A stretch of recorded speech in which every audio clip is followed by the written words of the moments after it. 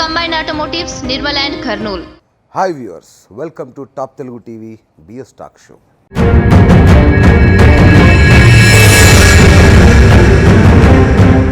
మనం జ్ఞానాన్ని ఎలా సముపార్జిస్తాం? చాలామంది పెద్దలు ఏం చెప్తారంటే ఆటోబయోగ్రఫీస్ చదవండి, ఒక వ్యక్తి జీవితం మొత్తం మీకు అవగాహనకు వస్తుంది అని. సో దాన్ని నేను సరే, చాలామంది పెద్దవాళ్ళు మనకు అందుబాటులో లేరు కాబట్టి అట్లా విజయాలు సాధించిన వ్యక్తుల జీవితాలనే పాఠాలుగా నేర్చుకుంటే ఎలా ఉంటుంది? ఆ సిరీస్లో భాగంగానే మనకు విజయానికి నిలువెత్తు చిరునామాగా ఉన్న నార్లాపురం రవీందర్ గారు మనకి నిర్మల్లో అండ్ కర్నూల్లో ఉన్న కంబైన్డ్ ఆటోమోటివ్స్ చైర్మన్, అలాగే ప్రముఖ మోటివేషనల్ స్పీకర్ నార్లాపురం రవీందర్ గారు మనతో ఉన్నారు. సో తన జీవితాన్ని అన్వయిస్తూ తన జీవితంలో జరిగిన సంఘటనల ఆధారంగా విజయం సాధించడం ఎలా, మనిషిగా జీవించడం ఎలా అనేది విషయాలు మనం నేర్చుకుందాం. ఈరోజు మనతో ఉన్నారు. సార్ నమస్తే, నూతన సంవత్సర శుభాకాంక్షలు సార్. థ్యాంక్ యూ, మీకు కూడా సార్. సో మీరు అంటే విన్నా నేను ఆంగ్ల సంవత్సరాన్ని మీరు పెద్దగా తెలుగువాడి నయ్యుండి మరి తెలుగు సంవత్సరాన్ని కూడా జరుపుకోవాలి కదా మనం, అందుకోసమని. సో ఎట్లా ఉంది సార్ ఈ కరోనా సెకండ్ వేవ్ అంటున్నారు, అలాంటిది ఏమైనా ఉందా? అంటే మేబీ ఉంది అని అయితే గవర్నమెంట్ డిక్లేర్ చేసింది కనుక మనం జాగ్రత్త మనం ఉండడం మంచిది. ఓకే, మన దాకా వస్తుందండి అది? అంటే విదేశాల్లో ఉన్నట్టు విన్నాము. లేదు, మన ఆల్రెడీ భారతదేశంలో కూడా ఇప్పుడు ఆల్రెడీ కొన్ని ప్రూవ్ అయినాయి కదా, మనం టెస్ట్ చేశారు. ఆల్రెడీ హైదరాబాద్లో కూడా కొన్ని టెస్ట్ చేశారు. మనలో ఇంగ్లాండ్కి వెళ్ళి వచ్చిన వాళ్ళలో, జర్మనీ వాళ్ళు వచ్చిన వాళ్ళలో ఉందని చెప్తున్నారు కదా. బట్ మన జాగ్రత్తలో ఉండడం అయితే మంచిది, ఎందుకంటే ఇప్పుడు వెదర్ చాలా కూల్లో ఉంది కనుక దాని యొక్క ఇంపాక్ట్ ఎక్కువ ఉంటుంది. అంటే వ్యాక్సిన్ అది వచ్చిందన్నారు, ఇంకేమీ మరి ఇంకా వ్యాక్సిన్ అంటే భారతదేశంలో ఇంకా ఇవ్వలేదు. బట్ ఇప్పుడు బహుశా ఈ జనవరి మంత్లోకి వెళ్ళి స్టార్ట్ చేస్తా అంటున్నారు. ఆల్రెడీ ఆల్ గవర్నమెంట్ ఎంప్లాయీస్ కానీ ఫస్ట్ మెడికల్ వాళ్ళకు డిపార్ట్మెంట్ సైడ్గా ఇస్తామని అంటున్నారు. నాకు తెలిసి నెక్స్ట్ మంత్ స్టార్ట్ కావచ్చు. సో పర్వాలేదా, నిశ్చింతగా ఉండొచ్చు. అంటే ఇప్పుడు నిశ్చింతగా ఉండొచ్చు, ఎందుకంటే అది 1 year పట్టచ్చు, ఎందుకంటే అందరికి ఇవ్వడానికి. ఎందుకంటే దగ్గర 135 కోట్ల జనాభాకి ఇవ్వాలి కదా, దానికి సమయం పడుతుంది. ఈ లోపల మన జాగ్రత్త మాత్రం మనం ఉండాలి తప్పకుండా. మా జ్ఞాన సముపార్జన అనే పాయింట్లోకి వెళ్ళిపోదాం. సో నిజంగా అండి, అంటే పోయిన ఎపిసోడ్లో కానీ గత కొంతకాలంగా మనం చేస్తున్న సిరీస్లో చాలా కొత్త విషయాలు నాకే అమేజింగ్ అనిపిస్తున్నాయి. మీరు కొన్ని విషయాలు చెప్తుంటే అంటే ఏంటి సైంటిస్టులకు తెలియదా, ఇగ్నోర్ చేశారా, అలాంటి పాయింట్స్ కూడా కొన్ని వస్తున్నాయి. సో అవి మిమ్మల్ని అడుగుతాను నేను. తప్పకుండా అండి, నా లెవెల్లో నేను అంటే అది అనుభవాల ఆధారంగా అంతే, ప్లస్ కొంత ఇన్ఫర్మేషన్ రూపంగా తప్పకుండా నాకు తెలిసింది నేను తప్పకుండా చెప్తాను. ఎందుకంటే మీరంటే మాకు ఎందుకు ఇష్టం అంటే, ఎందుకు మీ ముఖత తెలుసుకోవాలనుకుంటున్నాం అంటే, ఒక సామాన్య స్థాయి నుంచి ఈరోజు కొన్ని వందల మందికి ఉపాధి కల్పించే ఒక వ్యాపారవేత్తగా ఎదిగిన మీ తీరు, దాంట్లో ఉండే విలువలు, చాలామంది ఎదుగుతారు, గొప్ప స్థాయికి వెళ్ళొచ్చు కాక, కానీ విలువల ఆధారంగా కొన్ని ప్రిన్సిపల్స్ ఆధారంగా వెళ్ళడం అనేది అది మీలో ఉన్న యూఎస్పి. సో దానికి మేము ఫ్యాన్స్ సార్. అండ్ మామూలుగా పరిపూర్ణమైన జీవితం, పరిపూర్ణత సాధించాలి, మనిషి పరిపూర్ణుడు అవ్వాలి, ఇట్లాంటివన్నీ చెప్తుంటారు కదా సార్. ఏంటి పరిపూర్ణత అంటే? పరిపూర్ణత అంటే జనరల్గా మనిషికి అంటే మిగతా వారికి మన కంపేర్ చేస్తే మనకు ప్రత్యేకమైన జ్ఞానం ఉంది. అంటే మిగతా మనతో పాటు ఈ భూమి మీద ఎన్నో జీవరాశులు బతుకుతున్నాయి, బట్ వాటికి మనకు ఒక విధమైన తేడా ఉంది. మనకేంటంటే మనకు ప్రత్యేకమైన ఇంగిత జ్ఞానం మనకు ఉంది యాక్చువల్గా.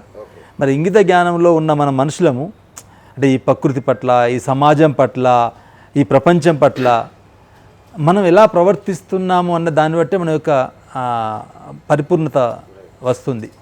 పరిపూర్ణత అంటే ఓన్లీ ఏదో మనీ సంపాదించడము, లేదా డబ్బు బాగా సంపాదించడము, హై లెవెల్కి వెళ్ళడం అన్నది పరిపూర్ణత కాదు. అది ఒక పార్ట్ ఆఫ్ ద లైఫ్లో, ఒక సక్సెస్ స్టోరీ జర్నీలో దాన్ని కొడవచ్చు. కానీ పరిపూర్ణత రావాలంటే మాత్రం మనం మనిషిగా మానవత్వ కోణంలో జీవిస్తున్నామా లేదన్నది మాత్రమే పరిపూర్ణతకు సంబంధించిన సబ్జెక్ట్. అది ఎలా సాధ్యమవుతుందంటే, నువ్వు చేసే పని వల్ల ఈ సొసైటీకి కానీ, ఈ ప్రపంచంలో ఉన్న జీవరాశులకు కానీ, ప్రకృతికి కానీ ఎలాంటి నష్టం చేయకుండా జీవించగలిగితే అది మీకు పరిపూర్ణత వచ్చినట్టే. Okay, wonderful sir. రైట్, ఇంకొక ప్రశ్న సార్. ఈ మధ్య కాలంలో తల్లి గొప్పదా తండ్రి గొప్పదా అని ఒక టాపిక్ స్టార్ట్ అయింది. తండ్రి మోస్ట్ నెగ్లెక్టెడ్ అని, నాన్న నువ్వు మనం చూసాం తనికెళ్ళ భరణి గారు చెప్పిన మాటలు కానీ, అంటే నాన్నకు ఇవ్వాల్సినంత విలువ ఇవ్వట్లేదు అనే ఒక వాదన స్టార్ట్ అయింది. అసలు ఏంటి సార్ ఈ తల్లిదండ్రుల మధ్య ఇది ఎందుకు తీసుకొచ్చారు, ఇది ఏంటి, ఎవరు గొప్ప అని అడగొచ్చు, అసలు అడగకూడదేమో. మీరు యాక్చువల్గా ఎలాంటి ప్రశ్న ఇచ్చారంటే ఆ కన్నుల్లో లెఫ్ట్ గొప్పదా రైట్ గొప్పదా అనే ప్రశ్న ఇచ్చారు మీరు. నిజంగా రెండు గొప్పయే, కానీ అది చూడడంలో వ్యత్యాసం జరిగింది యాక్చువల్గా చెప్పాలంటే. ఎస్, జనరల్గా అమ్మ చాలా గొప్పది, అందులో అమ్మ చాలా గొప్పది. ఎందుకనంటే 9 నెలలు గర్భంలో మోసి తను ఎంత బాధ అనుభవించి మనకు జననం ఇస్తుందో తెలుసు. అంటే తన చావును కూడా కేర్ చేయకుండా మనకు సృష్టిస్తుంది. అది తెలుసు, తను చనిపోతుందని కూడా తెలుసు. అంటే ఈ కాలంలో టెక్నాలజీ వచ్చింది కనుక ఇప్పుడు చనిపోయే పర్సెంట్ తగ్గింది, కానీ పాతకాలంలో చనిపోతుందని తెలిసి కూడా గర్భం దాల్స్తుంది, అయినాక కూడా మనకు జన్మనిస్తుంది. అందులో ఏమాత్రము మనము తల్లిని తక్కువ చూడడానికి వీలు లేదు. కానీ తండ్రి పాత్ర కూడా తర్వాత సేమ్ ఉంటుంది. ఎందుకంటే జంతువుకు నేను మాటికి వాటితో పులుస్తుందంటే పుట్టంగానే వదిలేస్తాయని, పుట్టిన కాన్నుండి అంటే ఏ మనిషికి పిల్లలకు అవసరం ఉన్న ప్రతి అవసరం తీర్చే పాత్ర మళ్ళీ తండ్రికే ఉంది ఇక్కడ. అది ఒక్కరోజు 2 రోజులతో వచ్చే కాదు, వాడు ప్రయోగుడై అతను ఒక ఇంటివాడయ్యేంత వరకు ఇంటివాడంత వరకు అని ఆలన పాలన, వాని చదువు సంధ్యలు బాగోగులు, వాళ్ళ ఇంట్లో ఏ ఇబ్బంది వచ్చినా తండ్రి పాత్రనే ఉంటుంది అక్కడ. కాకపోతే ఒక్కటే, తండ్రి ఎప్పుడు కూడా కొద్దిగా అంటే హార్డ్గా ఉంటాడు, అవును, హార్డ్గా ప్రవర్తిస్తాడు కూడా అందరి ముందు. ఎందుకు అని అంటే కొద్దిగా గారాబం చేస్తే ఎక్కడ వాడు చెడిపోతాడేమన్నా భయం. జనరల్గా తండ్రి ఏమైనా ఫెయిల్ అయింది అనుకోండి, అబ్బాయి ఫెయిల్ అనుకోండి, తండ్రి పెంపకం అనే చెప్తారు, అమ్మాయి ఫెయిల్ అయితే తల్లి అని చెప్తారు. అందుకోసం ఏం చేస్తారంటే తండ్రి కొద్దిగా ఆ పిల్లలతో జనరల్గానే హార్డ్గా ఉంటాడు. కొద్దిగా హార్డ్గా ఉండడం అంటే ప్రేమతో కూడుకున్నదే ఉంటుంది, అది తప్ప ద్వేషంతో కూడుకున్నది కాదు. కాకపోతే తల్లి ఎప్పుడు కూడా గారభంతో ఉంటుంది పిల్లలతో. ఆ గారభం పిల్లలకి ఎక్కువ నస్తుంది. ఎందుకంటే ఒక వస్తువు కావాలి అని అడిగింది అనుకోండి, అమ్మ సరే కొనిద్దాంలే అంటాడు. తండ్రి ఏమంటే అతను వానికి అవసరం ఉందా లేదని కొనిస్తాడు, అవసరం లేని కొని అంటాడు, లేకపోతే ఒక టార్గెట్ బేస్లో కొనిస్తాడు, అంటే వాడు అచీవ్మెంట్ అవ్వడానికి. అక్కడ ఏమవుతుందంటే పిల్లలకు తండ్రి కొద్దిగా నెగిటివ్ కనిపిస్తాడు. అందుకే చాలామంది పిల్లలందరూ కూడా తల్లి మీద చాలా ఎక్కువ ప్రేమ చూపిస్తారు, తల్లి అంటేనే చాలా ఇష్టం కూడా చూపిస్తారు. దానివల్ల తండ్రి ఆటోమేటిక్గా దూరంగా కనిపిస్తాడు. కానీ నిజంగా తండ్రి పాత్ర కూడా అసలు తల్లి కంటే ఏమాత్రం తీసిపోరాదు. ఉన్నతమైన స్థానము తండ్రి ఒక 100 సంవత్సరాలు కూడా చనిపోయేంత వరకు కూడా పిల్లలకు ఇవ్వాలనే చూస్తాడు. ఈ ప్రశ్న చెట్టు ముందా విత్తు ముందా అన్నట్టు ఉంటుందా? రెండు సమానమండి. మన కళ్ళు ఈ రెండిట్లో ఏది బెటర్ అనడానికి వీలు లేదు. అది ఎంత ఉత్తమమైన విత్తనం ఎంత ముఖ్యమో అట్లాగే భూమి కూడా అంతే ముఖ్యం. కానీ అయిన తర్వాత పెంపడం కూడా అంతే ముఖ్యం. అది సరిగ్గా పెంచలే అనుకోండి, ఆ వృక్షంకి వచ్చే ఫలాలు కూడా రాంగ్ వస్తాయి. కనుక అంటే అదే మన కులడం ఎలా అయిపోయిందంటే ఈరోజు పరిస్థితులు ఏంటంటే ప్రతి దానికి కంపారిజన్ చేయడం, దాని గురించి ఒక డిస్కస్ చేసి అది నువ్వు బెస్టా నేను బెస్టా అని వితండ వాదన చేసి దానిలో ఒక సొల్యూషన్ ఇది రైట్ అని తీసుకొస్తున్నారు. బట్ రియల్ చెప్పాలంటే ఇద్దరు సమానమైన వ్యక్తులే, ఇద్దరు సమానమైన పాత్రలే. కాకపోతే తల్లిని ఎప్పుడు కూడా మనం తక్కువ చేయడానికి వీల్లేదు. ఎందుకంటే ఆమె ఆ 9 నెలలు చాలా చాలా చాలా చాలా గొప్ప అండి. అంటే ఆడపిల్లలు అంటేనే అమ్మలు, అందులో నేను ఏ మాత్రం కూడా మనం తక్కువ అంచనా వేయకూడదు. కానీ ఆ అమ్మతత్వం ఈరోజు తగ్గిపోతుంది, బాధ అనిపిస్తుంది యాక్చువల్ చెప్పాలంటే. కాలం మారింది, దాని యొక్క ఇంపార్టెంట్ పిల్లలకు చెప్పడం లేదు. అది కూడా తల్లిదండ్రులు తప్పే. మళ్ళీ ఆ పొరపాటు కూడా తల్లిదండ్రుల దగ్గరికి వెళ్ళే వస్తుంది. కారణం ఏంటంటే ఈ తల్లిదండ్రులకు కూడా ఆ విషయం తెలియదు కాబట్టి ఏం చెప్పాలి. గత ఒక 4-3 అనుకుంటా 3 జనరేషన్తో 2 జనరేషన్లు బాగా మీ చెడిపోయింది అందామా లేకపోతే నెగ్లిజెన్సీ గురైంది అందామా, మీరైతే ఇంకా రాబోయే కాలం ఇంకా గడ్డు కాలమే. అంతేనా సార్? చూడాలి దేవుడు. Right sir. ఇంకొకటి, ఈ దిక్కుల మీద మీరు ఏదో కన్ఫ్యూజన్ క్రియేట్ చేస్తున్నట్టు మాకు ఒక సీక్రెట్ సమాచారం అందింది. అంటే మీరు చెప్పే థియరీ కరెక్ట్ అయితే మాత్రం అసలు కాలమానమే ప్రమాదంలో పడే పరిస్థితి వచ్చింది. ఏంటి ఆ కన్ఫ్యూజన్? అంటే ఇప్పుడు మన నార్త్ ఈస్ట్ వెస్ట్ సౌత్ అనేది ఒక మనం సైన్స్ పరంగా కనుగొన్నది. అది శాస్త్రంలో కూడా కొన్ని పద్ధతులు ఉన్నాయి. అవును. అంటే శాస్త్రంలో కానీ సైన్స్లో కానీ కొంతకాలం ముందు వరకు సూర్యుడే భూమి చుట్టూ తిరుగుతాడు అన్నది సమాచారం అందరి మనసులో ఉన్నది కూడా, ఎవరనుకున్నది కూడా. అంటే బహుశా ఎన్ని ఏళ్ళ కింద నేను ఎగ్జాక్ట్లీ చెప్పలేను. అది 500 ఏళ్ళు అందామా 600 అందామా 1000 ఏళ్ళు అందామా లేదా 2000 ఏళ్ళ కింద అనుకోండి, నాకు తెలియదు. కానీ అప్పుడు అందరికీ ఉన్న ఒకే ఒక ఒపీనియన్, ఇది అభిప్రాయం అంటారు దీన్ని, సూర్యుడే భూమి చుట్టూ తిరుగుతున్నాడు కనుక ఆ గమనాన్ని దృష్టిలో పెట్టుకొని ఈస్ట్ అంతే వెస్ట్ కదా, మనకు కనబడేది అదే కదా. మనం ఇలా ఉంటే సూర్యుడు పొద్దున ఇటు వస్తాడు, సాయంత్రం ఇటు వెళ్ళిపోతాడు. తిరుగుతారు అనేది ఒక దాని పరంగా మనం ఈ దిక్కులు కనుగొనడం జరిగింది. అవును. కానీ నిజంగానే ఓకే, సూర్యుడు కనుక తిరిగితే మాత్రం yes north east west south రైటే.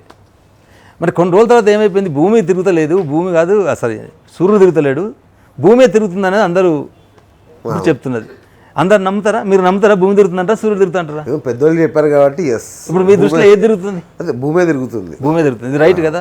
మరి భూమి తిరిగినప్పుడు మనం ఉదయం సమయంలో మనం కనుక ఈస్ట్ని చూసినాం అనుకోండి, మనం అలానే నిలబడి ఉంటే మనం ఎటు దిక్కు వెళ్తాం?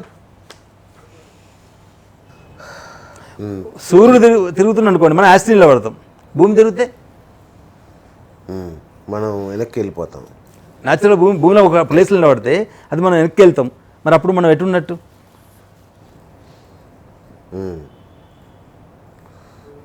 సార్ టెన్షన్గా ఉంది, కన్ఫ్యూజింగ్గా ఉంది.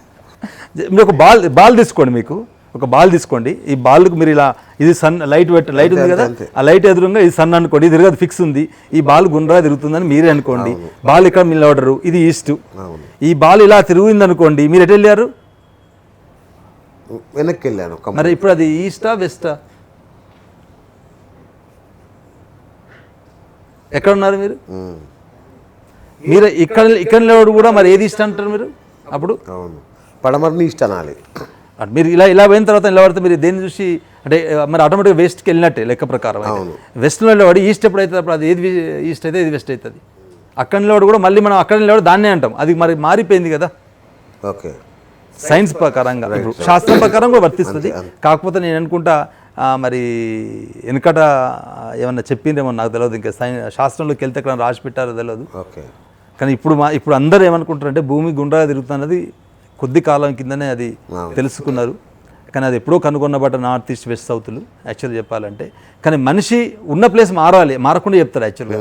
ఎక్కడ నిలబడడం మళ్ళీ రేపు మళ్ళీ పొద్దున కూడా అక్కడ నిలబడి ఇది తూర్పు అని చెప్తున్నాడు. కానీ భూమి అప్పటికి తిరిగి ఉంటుంది, తిరుగున్న ప్లేస్ మారిపోతుంది. మరి దేంతో కొలుస్తున్నాడు తూర్పు పడమర ఉత్తర దక్షిణ అన్నది ఒకసారి మనం నిర్ణయించుకోవాలి. కరెక్ట్ అయితే ఆస్ట్రాలజీ గీస్ట్రాలజీ అన్ని మన్ను మశానం ఒకసారి ఆలోచించండి. అంటే నాకు అర్థమని చెప్తున్నా. ఇది కూడా చాలా మంది ఓకే అది వితండవాదం అంటారా, మీరు ఇంకేమంటారో తెలియదు.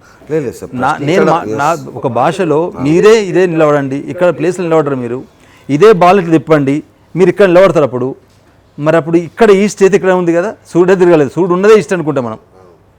అవును, సూర్యుడే కనుక ఈస్ట్ ఉంది అనుకుంటే ఇది నిజమైతే, అందుకే వెనకడ చెప్పింది నిజమేమో, సూర్యుడు పడమర కూడా ఉదయించవచ్చు అని అప్పుడు చెప్పింది కదా ఒకప్పుడు.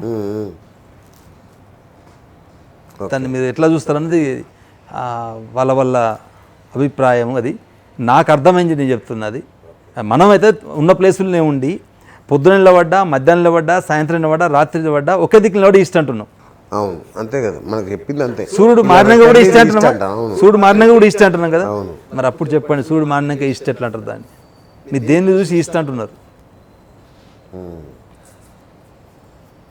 ఒక్కసారి ఆలోచించడం కాదు సార్. నేను బిర్లా సైన్స్ ప్లానిటోరియం ఉంది కదా, వాళ్ళని అడిగి సైంటిస్ట్ని అడిగి నెక్స్ట్ ఒకసారి చెప్పండి. నాకు అర్థమైంది. అంటే నేనేం పెద్ద సైంటిస్ట్ని కాదు, నేను బాగా చదువుకోలేదు, నేను కామన్ మ్యాన్గానే మాట్లాడుతున్నా. Wonderful sir. ఖచ్చితంగా ఇది ఇంతవరకు ఎవరికి తట్టలేదు. ఖచ్చితంగా ఇది తెలుసుకోవాల్సిన విషయం.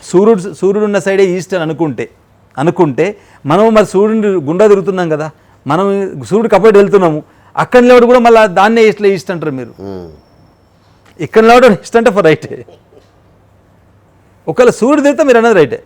సూర్యుడు కనుక ఇటు వచ్చి అన్న అనుకోండి, లేదు మనం ఇలానే ఉంటాం.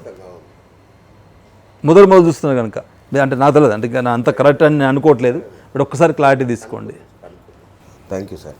అండ్ సూర్యుడు అన్నారు కాబట్టి ఇంకోటి గుర్తొచ్చింది, సూర్య నమస్కారాలను చేస్తారు. ఏంటి సార్ దానివల్ల ఏంటి? ఆ డి విటమిన్ కోసమైనా ఇంకేమైనా ప్రయోజనం ఉందా దానికి? ఓకే, ఆ సూర్య నమస్కారాలు అంటే అలా సూర్య నమస్కారాల్లో 2 విధాలైన నమస్కారాలు ఐడియా ఉన్నాయి మీకు?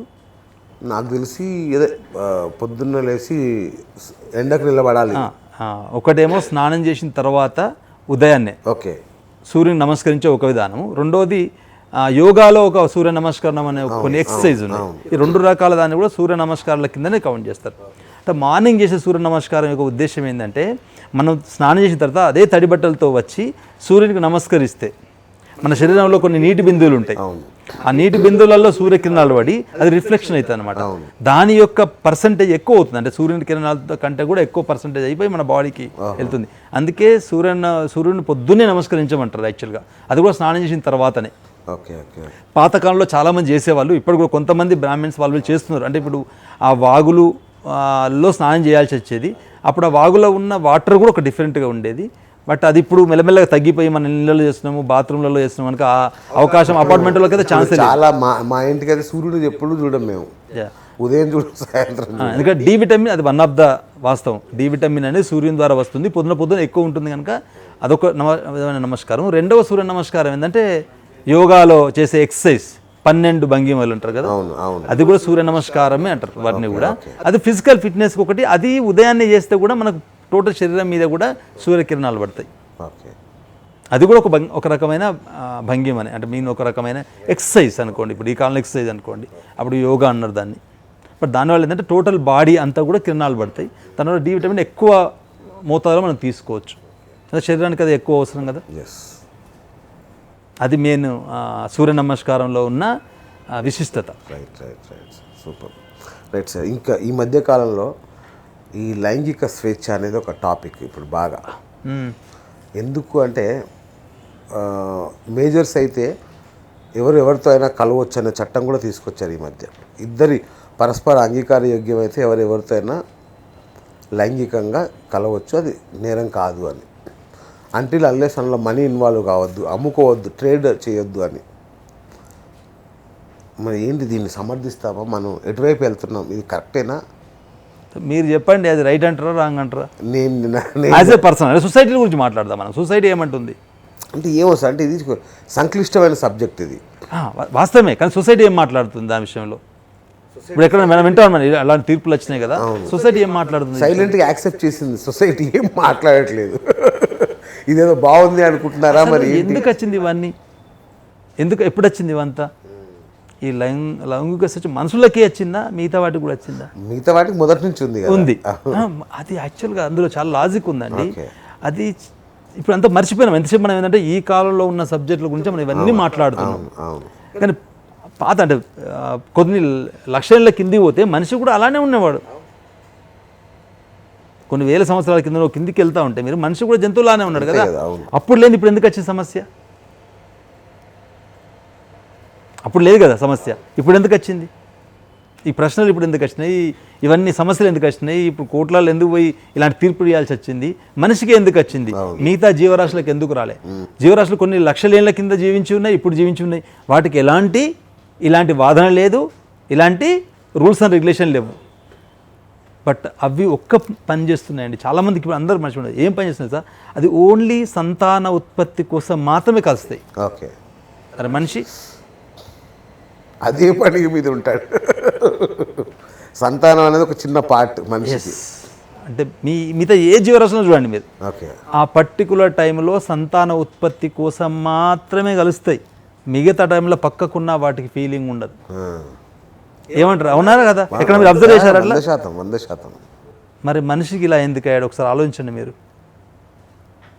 మరి దానికి పెళ్ళి అని ఎందుకు కనుగొనగలిగారు? ఇప్పుడు ఒకప్పుడు పెళ్ళి అనే వ్యవహారం లేదైతే లేదు, పెళ్ళి ఎందుకు కనుగొన్నారు? మరి పెళ్ళి దాని వెనుక అర్థం ఏమిటి? పెళ్ళి కూడా యాక్చువల్గా మనిషి పెళ్ళి ద్వారా ఉత్తమ సంతానాన్ని ఉత్పత్తి చేయడానికి మాత్రమే అదొక సిద్ధాంతానికి అనుకున్నాడు, ఒక సిస్టానికి అనుగుణపడ్డది. యాక్చువల్గా చెప్పాలంటే అది మెల్లగా అది అవుట్ ఆఫ్ బాక్స్కి వెళ్ళి, మరి ఇప్పుడు ఉన్నది ఈ పదాలు కొన్ని వాడితే చాలా బాగా అనిపిస్తే అందరికీ వాస్తవంగా. బట్ పెళ్ళి అనేది ఒక అది లొల్లి అంటారా, పెళ్ళి అంటారా?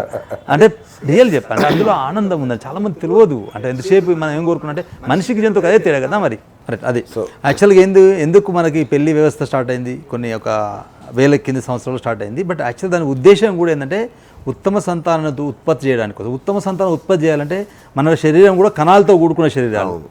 ఈ రెండు శరీరాలు కనుక ఇద్దరి మధ్యన ఫ్రీడమ్ ఉండి స్వేచ్ఛగా ఆనందంగా కనుక జనరేషన్ చేస్తే పుట్టబోయే వాళ్ళు కూడా మంచి సంతానంగా పుడతారు అనేది దాని ఉద్దేశంలో భాగంగానే పెళ్ళి అనే ఒక సిస్టమ్ డెవలప్ చేయబడ్డది. ఇప్పుడు అది పెళ్ళికి ఉండాల్సిన సంబంధం దిశపై మీరు అన్న ప్రకారము లైంగిక స్వేచ్ఛ అని అంటున్నారు. మరి లైంగిక స్వేచ్ఛ ద్వారా ఏం జరుగుతుంది, ఉత్పత్తి జరుగుతుందా లేకపోతే ఇంకేం జరుగుతుందా అనేది మీరు అందరూ ఆలోచించాల్సిన విషయం. మరి ఏ ఉత్పత్తి చెప్పాలి అది అదే బ్యాడ్ సిచ్యువేషన్. అంటే అది దాన్ని ఎలా తీసుకున్నాం మనం, అది ఎందుకు మనకి మనసులకి ఎందుకు వచ్చింది ఈ ఆలోచన? జంతువులకు వస్తే పరిస్థితి ఏంది ఒకసారి ఆలోచించండి. ఉందా అలా ఆలోచన వాటికి లేదండి. అది 100% వాటికి టైం, ఆ సందేశం అవన్నీ చేస్తుంది. మనిషికి ఎందుకంటే మనకు కోరిక, మనిషికి ఏంటంటే ఎక్కువ విజిబుల్, అంటే ఎక్కువ కనిపించింది అని, అంటే ఏమంటారు కదా, కనిపించిందే వినిపిస్తుంది అంటారు కదా అందరూ. ఓకే, ఎక్కువ సేపు చూస్తే మనకు అది అలా మనకు కనిపించి మన భావాలన్నీ అలా అలవాటు అయిపోయి దాని మీద కోరిక ఎక్కువైపోయి ఇప్పుడు ఆ కోరికను తీర్చుకోవడానికి మనం నానా తంతాలు పడుతున్నాం. అదే ఇప్పుడు ఇబ్బంది వచ్చింది. అదే సమాచారం మీకు ఆటోమేటిక్గా అది కోర్టుకి వెళ్ళి వచ్చినా ఎక్కడికి వెళ్ళి వచ్చినా ఏ భావాలతో ఉన్న వ్యక్తులు కూర్చుంటే అలాంటి భావాలకు సంబంధించిన సమాచారం వేస్తారు. అలాంటి తీర్పులు నేను లాస్ట్ టైం కూడా చెప్పాను కదా, మీకు వచ్చే జనరేషన్ ఏ ఉద్దేశంతో జనరేషన్ డెవలప్ అయి ఉంటుందో ఆ ఉద్దేశంలో జనరేషన్ వచ్చి ఒక పోస్టులలో ఊకుంటే మీకు అలాంటి రిజల్ట్సే వస్తాయి. ఎందుకంటే వాళ్ళకు ఉన్నాయి అవే ఆలోచనలు, అంతకంటే మించే ఆలోచనలు లేవు కనుక వాళ్ళు వచ్చి కుర్చీలో ఊకుంటారు. అలాంటి సమాచారాన్ని సమాజానికి అందిస్తారు. మీకు తెలుసు కదా, 10 మంది తాగుబోతులు ఒక మంచోడు కలిస్తే కూడా తాగుబోతు అయిపోతాడు, 10 మంది మంచోళ్ళు ఒక తాగుబోతు కలిస్తే మంచోడు అయిపోతాడు. ఇప్పుడు సమాజం ఎలా రెడీ అవుతుందో దానికి మంచోడు కూడా రెడీ కావాల్సి వచ్చిన పరిస్థితి అనమాట. సిచ్యువేషన్స్ మరి అలానే ఉన్నాయని మీరు అన్న ప్రకారం అదేమో నాకు అర్థం కావట్లేదు. దీని ఇంపాక్ట్ ఎలా ఉండబోతుందో కూడా అర్థం కావట్లేదు. ఎక్కువైపోతుంది ఏదైనా కూడా అతి అయినప్పుడు ఆటోమేటిక్గా బ్యాలెన్స్ కొరకే అంటారు. ఇప్పుడు మన కరోనా ఎగ్జాంపులే కదా, అంటే దాన్ని ఒక చిన్న ఉదాహరణ తీసుకోండి. ప్రకృతికి తనకు తాను సమానం చేసుకునే ఒక గుణం ఉంది. ఏది ఓవర్ చేసినా కూడా అది ఇది కావచ్చు ఇంకేదన్నా కావచ్చు, అది ఓవర్ అయినప్పుడు బ్యాలెన్స్ చేసుకుంటుంది. దానికి కావాల్సిన సమాధానము పంపిస్తూ ఉంటుంది. వెయిట్ అండ్ సీ, త్వరలోనే వస్తుందేమో దీనికి కూడా సమాధానం. ఓకే. ఇప్పుడు మనం సూర్యుడి గురించి మాట్లాడుకున్నాం ఇంతకుముందు. అట్లాగే సూర్యకాంతి ఏంటి, దాని గొప్పతనం ఏంటి మనకు బాగా తెలుసు. డి విటమిన్ కావచ్చు, ఇంకా అసలు సూర్యకాంతి లేని సృష్టి లేదు, కోర్స్ అది వేరే. అలాగే చంద్రుడి కాంతికి కూడా ఏమైనా విశిష్టత ఉంటుందా సార్ దానికి? చంద్రుని కాంతికి కూడా ఎస్, అంటే ఎందుకంటే నేను విజయదశమి రోజు అట్లా మన హిందూ సాంప్రదాయాల్లో పాలల్లో చంద్రుడిని చూసి తాగితే మంచిది, దాన్ని అమృతంగా మారిపోద్ది, సంథింగ్ ఏదో చెప్తారు. అంటే శాస్త్రములో చాలా చాలా విశేషాలు చెప్పబడి ఉన్నాయి. ఓకే, అది నిగూఢమైన భాషలో ఉంది. దాన్ని విప్పి చెప్తే అది శాస్త్రము అని అంటున్నారు. సైన్స్గా నిరూపణ కానంతసేపు అది కన్ఫ్యూజ్గానే ఉంది అందరికి. ఇప్పుడు సూర్యుడు డి విటమిన్ అని ఎప్పుడో సైన్స్ శాస్త్రం చెప్పబడ్డది. దాన్ని అది డి విటమిన్ అని చెప్పలేదు, మంచిది అని సూర్య నమస్కారం అని చెప్పారు వాళ్ళు, అంతే. సూర్య నమస్కారం చేయడం వల్ల ఏమవుతుంది అని అంటే ఏం తెలియదు వాళ్ళకు. కానీ సూర్య నమస్కారం చేయడం వల్ల దేవుని మొక్కినట్టు, దేవుడు సూర్యుని కూడా దేవుడే అన్నారు. అవును, సేమ్ స్టోరీ. ఇప్పుడు ఈడికి వస్తే కూడా చంద్రుడు కూడా అలాంటిదే. చంద్రుని యొక్క అంటే చల్లనైన కిరణాలు అంటారు వాటిని, అంటే వేడి కిరణాలు, చల్లటి కిరణాలు. ఆ కిరణాలు పాలల్లో పడితే పాలల్లో మేబీ విటమిన్ ఏమైనా ఇంక్రీజ్ అవుతుందేమో దానిలో. అట్లా కూడా వచ్చి శాస్త్రంలో చెప్పిన భావం. ఓకే, అది మనం ఎంతసేపు ఏం చూస్తున్నామంటే మనకు నిరూపణ రానంతసేపు శాస్త్రాన్ని మనం ఒప్పుకోవడం లేదు, సైన్స్ రూపంగా చూస్తున్నాము. నిరూపణ వచ్చినాక అది రైటే అంటున్నాం. ఇప్పుడు భూమి కూడా అదే జరిగింది కదా. భూమి గుండాగా తిరుగుతుందంటే ఎవరు ఒప్పుకోలేదు కదా. కొన్ని రోజుల తర్వాత మళ్ళీ దాన్ని ఒప్పుకున్నారు కదా. అప్పుడు భూమి బల్లపరుపు అన్నారు, అటు గుండ్రం అన్నారు, చాలా నడిచినాయి కదా మనకి. ఫ్లాట్ అని లాస్ట్కి ఇప్పుడు ఒక ఎప్పుడైతే దాన్ని మనం చూడగలిగామో పైకి వెళ్ళి, అప్పుడు లేదు భూమే తిరుగుతుంది అనేది ఒక ఐడియా వచ్చింది. అది కూడా కొన్ని కిలోమీటర్లు, ఎన్ని కిలోమీటర్లు నాకు కూడా ఎగ్జాక్ట్లీ ఒక మ్యాగ్నెటిక్ వేళ తిరుగుతుంది. అయినా మనం ఎవరైనా పడిపోతున్నాం చూడండి. మరి అందరూ దీన్ని సైన్స్ అంటారా, శాస్త్రం అంటారా, లేకపోతే పరమాత్మ ఒక సృష్టికర్త యొక్క గొప్పతనం అంటారు, ఇంకేమని అనుకోరు దాన్ని. జస్ట్ ఒక మోటార్ సైకిల్ మీద ఒక 100 కిలోమీటర్ స్పీడ్ పోతేనే చిన్నగా అడ్డం పడితే కింద పడిపోతున్నాం. ఏదైనా ఒక 100-200 కిలోమీటర్ పక్కన ఒక ట్రైన్ పోతా ఉంటే పక్కన పడితే గాలి కొట్టుకపోతున్నాం. మరి భూమి ఇంత స్పీడ్లో తిరుగుతుంది. తిరగడమే కాకుండా మళ్ళీ సూర్యుని చుట్టూ తన చుట్టూ తాను తిరుగుతూ సూర్యుడు చుట్టూ తిరుగుతుంది. అవును, మరి ఎందుకు పడిపోతున్నాం మనం అందరం? ఇది శాస్త్రంలో చెప్తున్నాం. మ్యాగ్నెటిక్ పవర్ లాగేస్తుంది. మరి మ్యాగ్నెటిక్ ఐరన్కు ఉంది, మనిషికి కూడా ఉందా? ఒకసారి ఇనువును మ్యాగ్నెట్ ఆకర్షిస్తుంది. మరి మనిషిని ఏమైనా ఆకర్షిస్తుంది? భూ ఆకర్షణ శక్తి ఆకర్షిస్తుంది. దానికి మ్యాగ్నెటిక్ అవసరం, న్యాచురల్ అంతే కదా. సిస్టమ్ అంతా ఆకర్షణ శక్తి ఉంది, దానికి మనం లాగబడుతుంది కదా. మరి అయినా మనం పడిపోతలేం. అంత గట్టిగా మనం పట్టుకున్నాం. మరి మనం మాత్రం మళ్ళీ అదే భూమి మీద నడుస్తున్నాం. చూడండి, పట్టుకొని ఉంటే మ్యాగ్నెట్ కట్ట 2 పట్టుకుని అనుకోండి, మ్యాగ్నెట్ కదలేదు అది, వాళ్ళు లాగి తీయాల్సి వస్తుంది. మరి మనల్ని ఎవరు లాగి తీస్తున్నారు? ముందుకు నడుస్తున్నాం, ఎగురుతున్నాం, దుంకుతున్నాం, డాన్స్ చేస్తున్నాం, అన్ని ఫిజికల్ ఫిట్నెస్ చేస్తున్నాం, అన్నీ చేస్తున్నాం, పడుకుంటున్నాం, లేస్తున్నాం, నిలబడుతున్నాం. మరి దీని వెనుక శాస్త్రం ఏముంది, సైన్స్ ఏముంది, అందరూ ఆలోచించుకోవాల్సిందే. మరి శాస్త్రాలు చాలా చాలా అంటే నేను అదే ఇప్పుడు కూడా చెప్తున్నా, అవును. సంస్కృత భాషలో ఉందా, దేవుని నాగరి లిపి అంటారు, అదే అందులో ఉంది, ఏదైనా ఉండనండి. అవును, కొద్దిలో ఇప్పుడన్నా మనం కళ్ళు తెరిచి రైట్. ఇప్పుడున్న కొంతమంది సంస్కృత గురించి నాలెడ్జ్ ఉన్న వాళ్ళు వాళ్ళని కాపాడుకో. వాళ్ళని కాపాడుకుని వాళ్ళ ద్వారా కొన్ని రికార్డు తీసుకుందాం. ఇప్పుడు నెక్స్ట్ ఇంకా వచ్చే 10 జనరేషన్లు పనిచేస్తాం ఈ సమాచారం అంతా. ఆ సంస్కృతం ఉందని భండాగారం అంటారు. యాక్చువల్ సంస్కృతం అనేది భండాగారం, గ్రంథాలనే కదా. అది భగవద్గీత కావచ్చు, పురాణం కావచ్చు, బైబిల్ కావచ్చు, ఇంకా పాత రకమైన వేదాలు కావచ్చు, అందులో ఉన్న భండాగారం అంతా తీసి పెట్టుకుందాం. కనీసం నెక్స్ట్ జనరేషన్ ఒక మంచి మార్పుకు నాంది అవుతుందేమో ప్రయత్నం చేసి పెడితే. సిస్టమ్ ఇంత టెక్నాలజీ వచ్చింది మనకు. ఇప్పుడు ఎక్కువ తీసుకుని స్టోర్ చేసుకునే కెపాసిటీ, ఎందుకంటే స్టోర్ చేసుకునే కెపాసిటీ లేదు మనకు. ఇప్పుడు ఎంతైనా స్టోర్ చేసుకునే కెపాసిటీ ఉంది. బట్ ఇప్పుడు ఆ ప్రయత్నం చేస్తే నెక్స్ట్ రాబోయే జనరేషన్స్కు ఇప్పుడున్న జనరేషన్ ఒక మంచి చేసిన వాళ్ళు అవుతారేమో. ఆలోచించండి. నిజం. ఆ భండాగారాన్ని వదులుకోవద్దు నాకు తెలిసి. వదులుకోవడమే కాదు సార్, దాన్ని అసలు మీరున్న మాట గొప్పగా ఉంది. అసలు సైన్స్ మన వాళ్ళు ఎప్పుడో చెప్పారు. ఇప్పుడు మన దురదృష్టం ఏంటంటే సైన్స్ దాన్ని ధృవీకరించాల్సి వస్తుంది. ఆ ధృవీకరించే వరకు అది ఉందని నమ్మలేకపోతున్నాం మనం. అది మనం ఇప్పుడు ఇవన్నీ కూడా మనం చేసుకునే చట్టాలనే మనం కొన్ని హద్దులు గీసుకుని నిర్ణయించుకునే సిద్ధాంతం ఇదంతా. ఇప్పుడు మీరు ఏదన్నా చెప్పండి, ఇప్పుడు అంతా మీరు ఈరోజు చెప్పే ప్రతి విషయం కూడా మనుషులు కొన్ని హద్దులు గీసుకొని హద్దు లోపల అంతా రైటు అని, హద్దు దాటితే తప్పు అని అంటున్నాం. అవును, అంతే కదా. ఇది మనుషులకు మాత్రమే ఉంది తప్పుల మధ్య తేడా, మిగతా వేటికి లేవు కదా.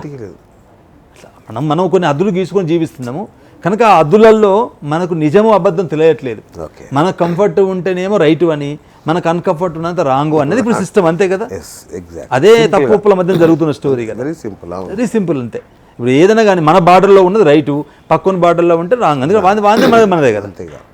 ఇప్పుడు మన సైనికులు వాన్ చంపితే రైటు, వాన్ సైనికులు మనం చంపితే రైటు కదా. ఎందుకంటే ఆ గీత ఉంది కనుక. గీత లేకపోతే ఎవరికి సలాగన్నమాట. అందుకోసం ఇవన్నీ కూడా ఏంటంటే మనం చూసే కోణము ఆ వేదాలను వాటికి తీసుకుంటే మనకు కావాల్సిన సమాచారం వస్తుందేమో, మన ఆలోచన విధానం మారుతుందేమో. ఖచ్చితంగా ప్రపంచం ఇంకొక కోణం, అంటే చూస్తున్న కోణం కంటే ఇంకో కోణము ఏమైనా ఉందేమో. ఉంటుంది సార్.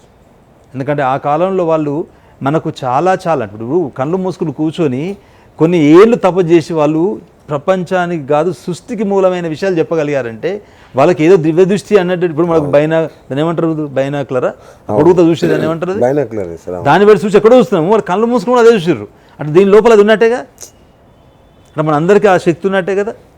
మరి అంతా మనం మర్చిపోయినేమో. చూద్దాం ఒకసారి, మళ్ళీ పాతకాలం తిరిగేస్తే మనుషులంతా మారిపోయి ఆ కాలానికి వెళ్తే మంచి ముందు ఉన్నాయి కదా, మంచి రోజులు ముందు ఉన్నాయి అంటాం కదా. ముందులే మంచి కాలం, ముందులే ఏమో ఉందేమో అలాంటి కాలం ముందు ఇక్కడ పరుగెడుతూనే ఉన్నాం. ప్రపంచం మొత్తంలో పరుగెడుతున్నాం, అద్దు లేకుండా పోయింది. మరి లోపలికి వెళ్ళా సార్ పరిగెట్టడం అంటే సరే బాహ్యముఖంగా పరిగెడుతున్నాం, అంతర్ముఖంలోకి వెళ్ళడం ఎలా? ఇప్పుడు నిజానికి మీరు అన్నారు ఇప్పుడు కళ్ళు మూసుకుంటే బోల్డంత శక్తి, కాస్త ధ్యానంలో ఉంటే బోల్డంత శక్తి వస్తుంది మనిషికి. ఇవన్నీ తెలుసు, అయినా చేయలేము, కాన్సన్ట్రేట్ చేయలేము. సో ఈ అంతర్ముఖంలోకి వెళ్ళడం ఎలా? ఏమన్నా ప్రక్రియ ఉందా సార్ దానికి? ఉందండి, అది ఉంది కనుక వాళ్ళంతా చేశారు కదా. ప్రక్రియ లేకుండా వాళ్ళు ఎట్లా చేశారు అంటే ఇప్పుడు ఏమైందంటే మనకు వచ్చే సమాచారం మళ్ళీ ఆ సైడ్ ఇవ్వడం లేదు. యాక్చువల్ చెప్పాలంటే మనకు చాలా అంటే అనవసరమైన సమాచారం మనకు ఎక్కువ వస్తుంది. సరే ఇంత డెవలప్ అయినా మళ్ళీ చూడండి, ఇప్పుడు మీరు ఒక్క చిన్న ఎగ్జాంపుల్ చెప్తాను. ప్రపంచంలో ఏం కనుగొనది ఏమన్నా చెప్పండి. గ్రహాలు కనుగొంటున్నారు, స్పీడ్ కనుగొన్నారు, ట్రైన్స్ కనుగొన్నారు, రాకెట్లు కనుగొన్నారు, ఫ్లైట్. ఇప్పుడు కొత్త టెక్నాలజీ చాలా వచ్చింది కదా, ఇంత డెవలప్ అయింది కదా. అది ఆనందంగా ఉన్నారా? మీరు చెప్పండి ఒకసారి. ఆనందంగా ఉన్న జనాభాను ఎంతమంది ప్రపంచంలో ఆనందంగా ఉన్నారు? రాకెట్ కనుగొన్నాయనే ఆనందంగా ఉన్నాడా? లేదు దేశాన్ని పరిపాలించడానికి ఆనందంగా ఉన్నాడా? ప్రపంచాన్ని పరిపాలన సైంటిస్ట్ ఆనందం. మరి ఆనందంగా లేనప్పుడు ఏం కనుగొంటున్నాడు? అసలు ఈ పరుగు ఎటువైపు అర్థం కావట్లా. ఇన్నర్ అదంటున్నా, ఆత్మ సౌందర్యం ఎతకడం లేదు మనం. అవుట్లుక్స్ మీద చాలా ఇంపార్టెన్స్. ఎందుకంటే మళ్ళీ చెప్తున్నాను, మళ్ళీ అన్నీ కిందికి వెళ్ళి ఇప్పుడు చెప్పిన పెళ్ళి అనే పదానికి ఏ ఉద్దేశంతో జరుగుతున్న స్టోరీ, ఎలాంటి ఉత్పత్తి అవుతుంది, ఆ ఉత్పత్తి ఎలా ట్రైన్ చేస్తుంది అన్నది. నిజంగా ఇప్పుడు మెడిటేషన్ అనే సిస్టమ్ ఉంది కదా, ఆ మెడిటేషన్ మనకు ఆల్రెడీ మనం ఎవరో చెప్పేది. ఓకే ఓకే ఓకే మీరు కళ్ళు మూసుకొని కూర్చుంటే మీరు బయట విషయాలు, శబ్దాన్ని బంద్ చేస్తే బయట విషయాలు మీకు సమాచారం రాదు. మనకు 3-4 స్పర్శలు కొంత ఇవన్నీ ఏం టచ్లో ఉండడానికి రావు. అప్పుడు మీకు ఇది పనిచేస్తూ ఉంటుంది. ఎందుకంటే వాళ్ళు చేసింది అదే, కొన్ని ఏళ్ళ కొద్ది వాళ్ళు కూకొని ఏం చేసిందంటే వాళ్ళు జ్ఞానాన్ని, అది ఈ శక్తి ద్వారా వాళ్ళను చేరుకోగలిగారు. సమాచారం వేరే వాళ్ళకు, ఒక ఇద్దరు వ్యక్తులు మాట్లాడుకున్నారని పాతకాలంలో చెప్పేవాళ్ళు. అదెలా సాధ్యం? ఇవాళ మనం మాట్లాడుతున్న ఏ సిస్టమ్ ఉందో మరి ఆ కాలంలో వాళ్ళు దీంతో మాట్లాడినట్టే కదా. అంటే మనకు ఆ శక్తి ఉంది, అంటే మీకు ఉంది, నాకు కూడా ఉంది అన్నట్టే కదా. ఎస్, అంటే మన మైండ్కి ఉన్నట్టే కదా, మనం దాన్ని ఉపయోగించట్లేదు. అది కనుక వస్తే ఈ బయట ఆశలన్నీ, అంటే మనిషికి కోరికనే కదండి కారణం. దీనికి మూలం మన కోరిక, అవసరం, కోరిక సృష్టించింది. దాని ద్వారా ఇవన్నీ సృష్టించుకోగలిగినాం. అయినా కూడా హ్యాపీగా పడుకోలేకపోతే ఎంతమంది, హాయిగా నిద్రపోయే వాళ్ళు ఎంతమంది ఉన్నారు, ఆనందంగా నిద్రపోయే వాళ్ళు ఎంతమంది ఉన్నారు. సరే ఆనందంగా తిన్నామా, తృప్తిగా తిన్నది అరగొట్టడానికి ఎంతమంది ఇబ్బంది పడుతున్నారు. ఇన్ని కనుగొన్నాక కూడా మీకు ఆనందం దొరకలేదు అంటే మరి వస్తువులు లేనట్టే కదా ఆనందం. సార్ ఆనందం వేరు, తృప్తి వేరా? రెండు వేరండి. తింటే కలిగేది తృప్తి, ఓకే, టేస్ట్ కూడా అలాంటి భావమే. ఆనందం అనేది మీకు అసలు యాక్చువల్గా అది వస్తువు రూపంగా దొరికేది కాదు, సంతృప్తి రూపంగా దొరికేది. అంటే ఒక విషయాన్ని, అంటే మీరు ఏదో చెప్తున్నా, మీరు ఉదాహరణకు ఎవరికైనా సహాయం చేశారనుకోండి, ఆ సహాయం చేసిన వ్యక్తిలో చిరునవ్వులో వచ్చేది మీకు ఆనందం. ఓకే, కృతజ్ఞతాభావం ఉంటుంది అని యాక్చువల్ వాళ్ళు మీ కృతజ్ఞత భావం మీ మీద చూపించినప్పుడు మీకు వచ్చేది ఆనందం. అది కామన్గా ఉండేది. జనరల్గా మీకు ఆనందంగా ఉండేవాళ్ళంటే పిచ్చోళ్ళు అండి. ఓకే, అవును, పిచ్చోడు చాలా మనకి ఏం పట్టింపు ఉండదండి. వాడు ఉన్నంతసేపట్లో హాయిగా తిరుగుతూ ఉంటాడు, ఎవరికి ఏమి ఇయ్యడు, ఎవరిని ఏమన్నాడు. అంటే ఎవరన్నా పిచ్చోళ్ళు రాదు, అది వేరు సబ్జెక్ట్. అతనికి బాధ ఉండదు, చింత ఉండదు, బట్టలు ఉండవు, ఏముండయి. మరి ఎలా ఆనందంగా ఉండగలుగుతున్నాడు ఆయన? నేను నవ్వుతూ ఉంటాడు, ఆయనే నవ్వుకుంటూ ఉంటాడు. మనం అంటాం అని పిచ్చోడు అంటాం. నిజంగా మరి ఎవరు పిచ్చోళ్ళు? మనం ఇంత సంపాదించి కూడా మనం పిచ్చోళ్ళలాగా మనం ఉన్నామా? మరి ఏం సంపాదించకుండా ఆయన పిచ్చోళ్ళలాగా ఉన్నాడా? అదే కథ కూడా ఉంటుంది, ఒక రాజ్యంలో బాగా ఆనందంగా ఉండే వ్యక్తిని తీసుకురారా అంటే పిచ్చోని తీసుకెళ్తాడు. అంటే అదన్న, అంటే కోరికల వలయంలో చిక్కుకొని నిజంగా మనం పిచ్చోళ్ళు అయినామా? ఆయన ఏమి అన్ని వదిలేసి ఆయనే పిచ్చో ఆనందమైంది అనేది మనిషికి ఉండాల్సిన బేసిక్ అన్నమాట. అది మనం మెల్లగా కోరికలు పెరుగుకున్నాం. అది ఇవాళ మనం ఆపలేము. ఇవాళ ఒకరు అన్నంత మాత్రాన ఇవన్నీ ఏదో ఈ కాలంలో ఏం మాట్లాడుతున్నాం, ఎప్పుడో పాతకాలం మనిషి అని అనొచ్చు దాన్ని మీరు. కాకపోతే ఏంటంటే చూడండి, మీరు ఇప్పుడు ఏమి మీరు అన్నారు లాస్ట్ టైం నన్ను ప్రశ్న వేశారు, ₹1,00,00,000 సంపాదించడం ఎలా అని. కోటి వచ్చినాక మీరు హ్యాపీగా ఉంటారా చెప్పండి? నేను 5 నిమిషాలు చెప్తా, 5 కోట్ల కోసం ట్రై చేస్తా. మరి ఎప్పుడు మీరు ఆనందంగా ఉండేది? ట్రిక్ చెప్పచ్చు, పెద్ద ప్రాబ్లం కాదు, కానీ ఆనందంగా ఉంటారా? అంటే ఆనందం అనేది యాక్చువల్గా ఆనందాన్ని ఎట్లా పొందాలి సార్? మీరు చెప్తున్నా, ఫస్ట్ మిమ్మల్ని మీరు గెలవడం ప్రయత్నం చేయండి. మీరు మెడిటేషన్లోకి వెళ్ళండి, తెలుస్తుంది. మెడిటేషన్లోకి వెళ్ళి చేసుకోవాలో తెలుస్తుంది.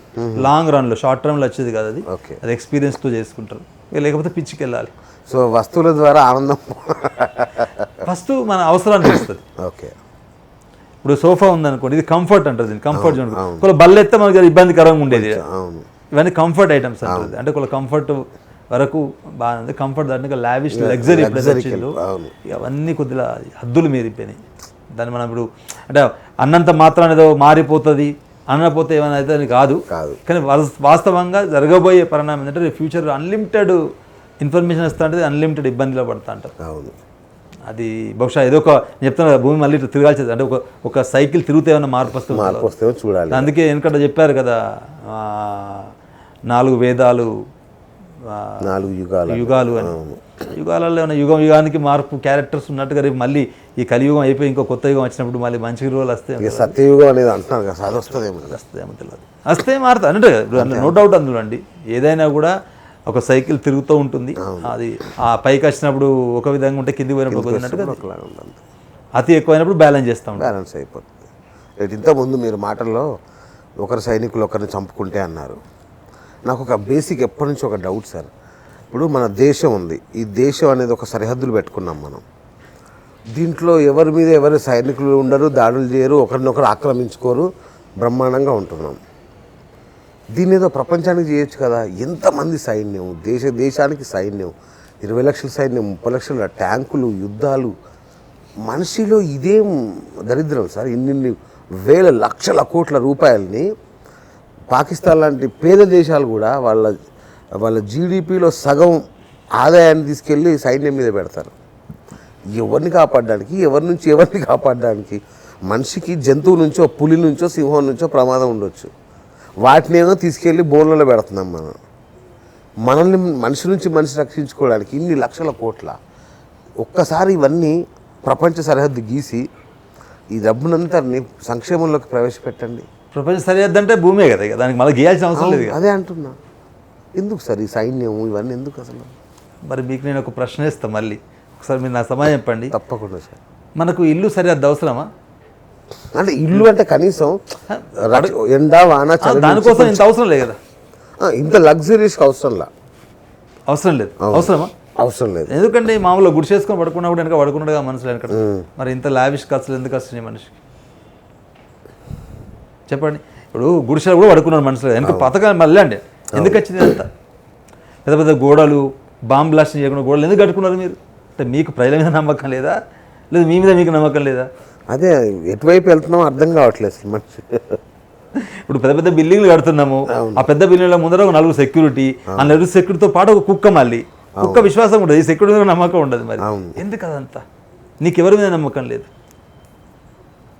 మనమే మన అద్దులు గీసుకొని జీవిస్తున్నప్పుడు, మనమే ఆఫ్టర్ ఒక మనిషిని మనం ఒక అద్దులు గీసుకొని జీవిస్తున్నప్పుడు, ఎస్ ఈ దేశము ప్రపంచము కొన్ని ఇది భౌగోళికమైన చేంజెస్ వస్తూ ఉండి ఇవన్నీ వచ్చినాయి. ఇవాళ ఓవర్ నైట్ వచ్చింది ఏం కాదు ఇదంతా. దేశాలతో కొన్ని లక్షల ఏళ్ళకి వెళ్ళి మార్పు వస్తూ ఈ స్టేజ్కి వచ్చింది.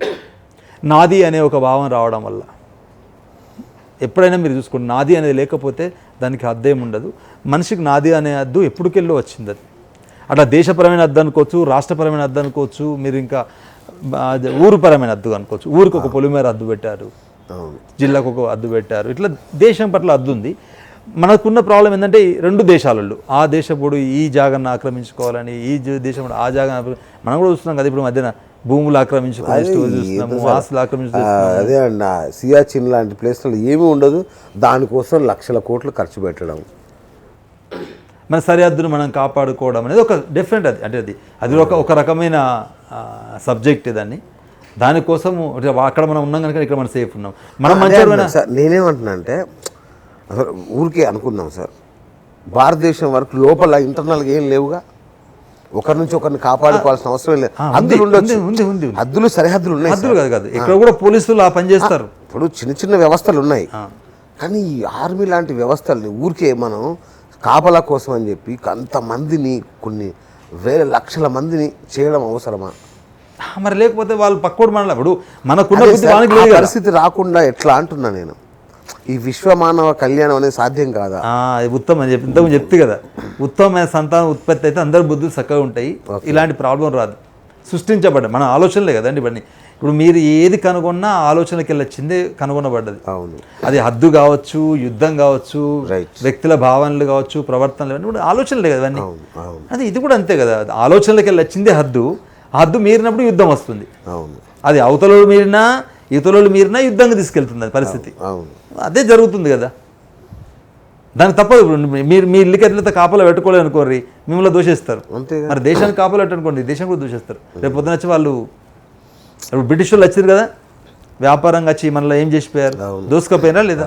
నిజంగానే కనుక వాళ్ళు దోసుకపోయిన ఆస్తి మన దగ్గర ఉంటే మన భారతదేశ పరిస్థితి ఒకసారి ఊహించండి. ప్రపంచానికి కూడా మనమే వెళ్ళే వాళ్ళం. ఎంత దోసుకపోయినా కూడా మన భారతదేశం ఎంతో ఉంది కదా. అప్పుడు కనిపించకుండా దోశారు, ఇప్పుడు కనిపిస్తూ దోస్తారేమో. మరి గన్నుల విపణలు పట్టుకొని వచ్చి తీసుకుపోయినా తీసుకుపోవచ్చు. మనం ముళ్ళలా కూకున్నాం అనుకోండి, వాళ్ళు వచ్చి మళ్ళా వేసిపోతారు. కనుక తప్పదు. అంటే మన దేశం యొక్క సరిహద్దును మనం కాపాడుకోవాలంటే తప్పకుండా, అంటే వాళ్ళ దేశం కాపాడుకున్నా వాళ్ళు ఉండాల్సిందే. అంటే దీన్ని భయం అంటారు. ఒక గోడ కట్టుకుని ఉండడం వల్ల ఏంటంటే సేఫ్టీ అనే ఒక అంత ఈజీ కాదు లోపలికి రావడం. ఎట్లయితుందో మన హద్దు కూడా అలాంటిది. Right sir. అంటే యుద్ధం అన్నారు కాబట్టి యుద్ధం శరణం గచ్చామి అంటున్నారు ఇప్పుడు అందరూ. మొన్నటిదాకా మన దేశం బుద్ధం శరణం గచ్చామి అనేది. అలాంటి చోట ఇప్పుడు ప్రతి వాళ్ళు యుద్ధ పిపాసతో రగిలిపోతున్నారు. మరి అంటే మన పాలకుల వలన మన ఆలోచన విధానంలో మార్పు వచ్చిందో కానీ అసలు యుద్ధం ఏంటి సార్? అంటే అవసరమా? మనిషి దీనికి సంబంధించిన ఉప ప్రశ్నే ఇది లేకుండా మనం బతకలేమా? యుద్ధం అని అంటున్నారు, కానీ నేనేమంటున్నట్టే కర్మ, అంటే మన యొక్క కర్మను నిర్వర్తించడం. ఓకే, భగవద్గీతలో కృష్ణుడు చెప్పిండు కూడా, నీ యొక్క ధర్మం అదే నీ కర్మ, నువ్వు చేస్తావు వెళ్ళండి, ఫలితం నీకు సంబంధం లేనిది. ఓకే, ఫలితం ఆటోమేటిక్గా నువ్వు ఏ విధమైన కర్మ నిర్వర్తిస్తే అలాంటి ఫలితమే నువ్వు పొందుతావు. ఓకే, అన్నది సేమ్ ఇది అలాంటి భాగంలో కదా. ఇప్పుడు వాళ్ళకు ఉద్దేశం ఎదుటోని లాక్కోవాలని కాదు కదా, కానీ ఎదుటోని మనం లాక్కున్నప్పుడు అయితే మనం అది చేయాల్సిందే కదా. ఎస్. ఇప్పుడు ఈ కాలంలో జస్ట్ మహాత్మా గాంధీ ఒక చెంప చూపించాడు, రెండో చెంప చూపించాడు, మూడోసారి అయితే ఊరుకునే వాళ్ళు కాదు కావచ్చు, నాలుగోసారి ఓపిక కూడా ఒక అద్దు ఉంటుంది. మరి వాళ్ళు వచ్చి మన దేశాన్ని దోస్తూ ఉంటే మన దేశాన్ని కాపాడడానికి మనం యుద్ధం చేయలే అనుకోండి, డిఫరెంట్గా వాళ్ళు ఉన్నది దోసుకెళ్ళి ఆశ్చర్యపోద్దు కదా.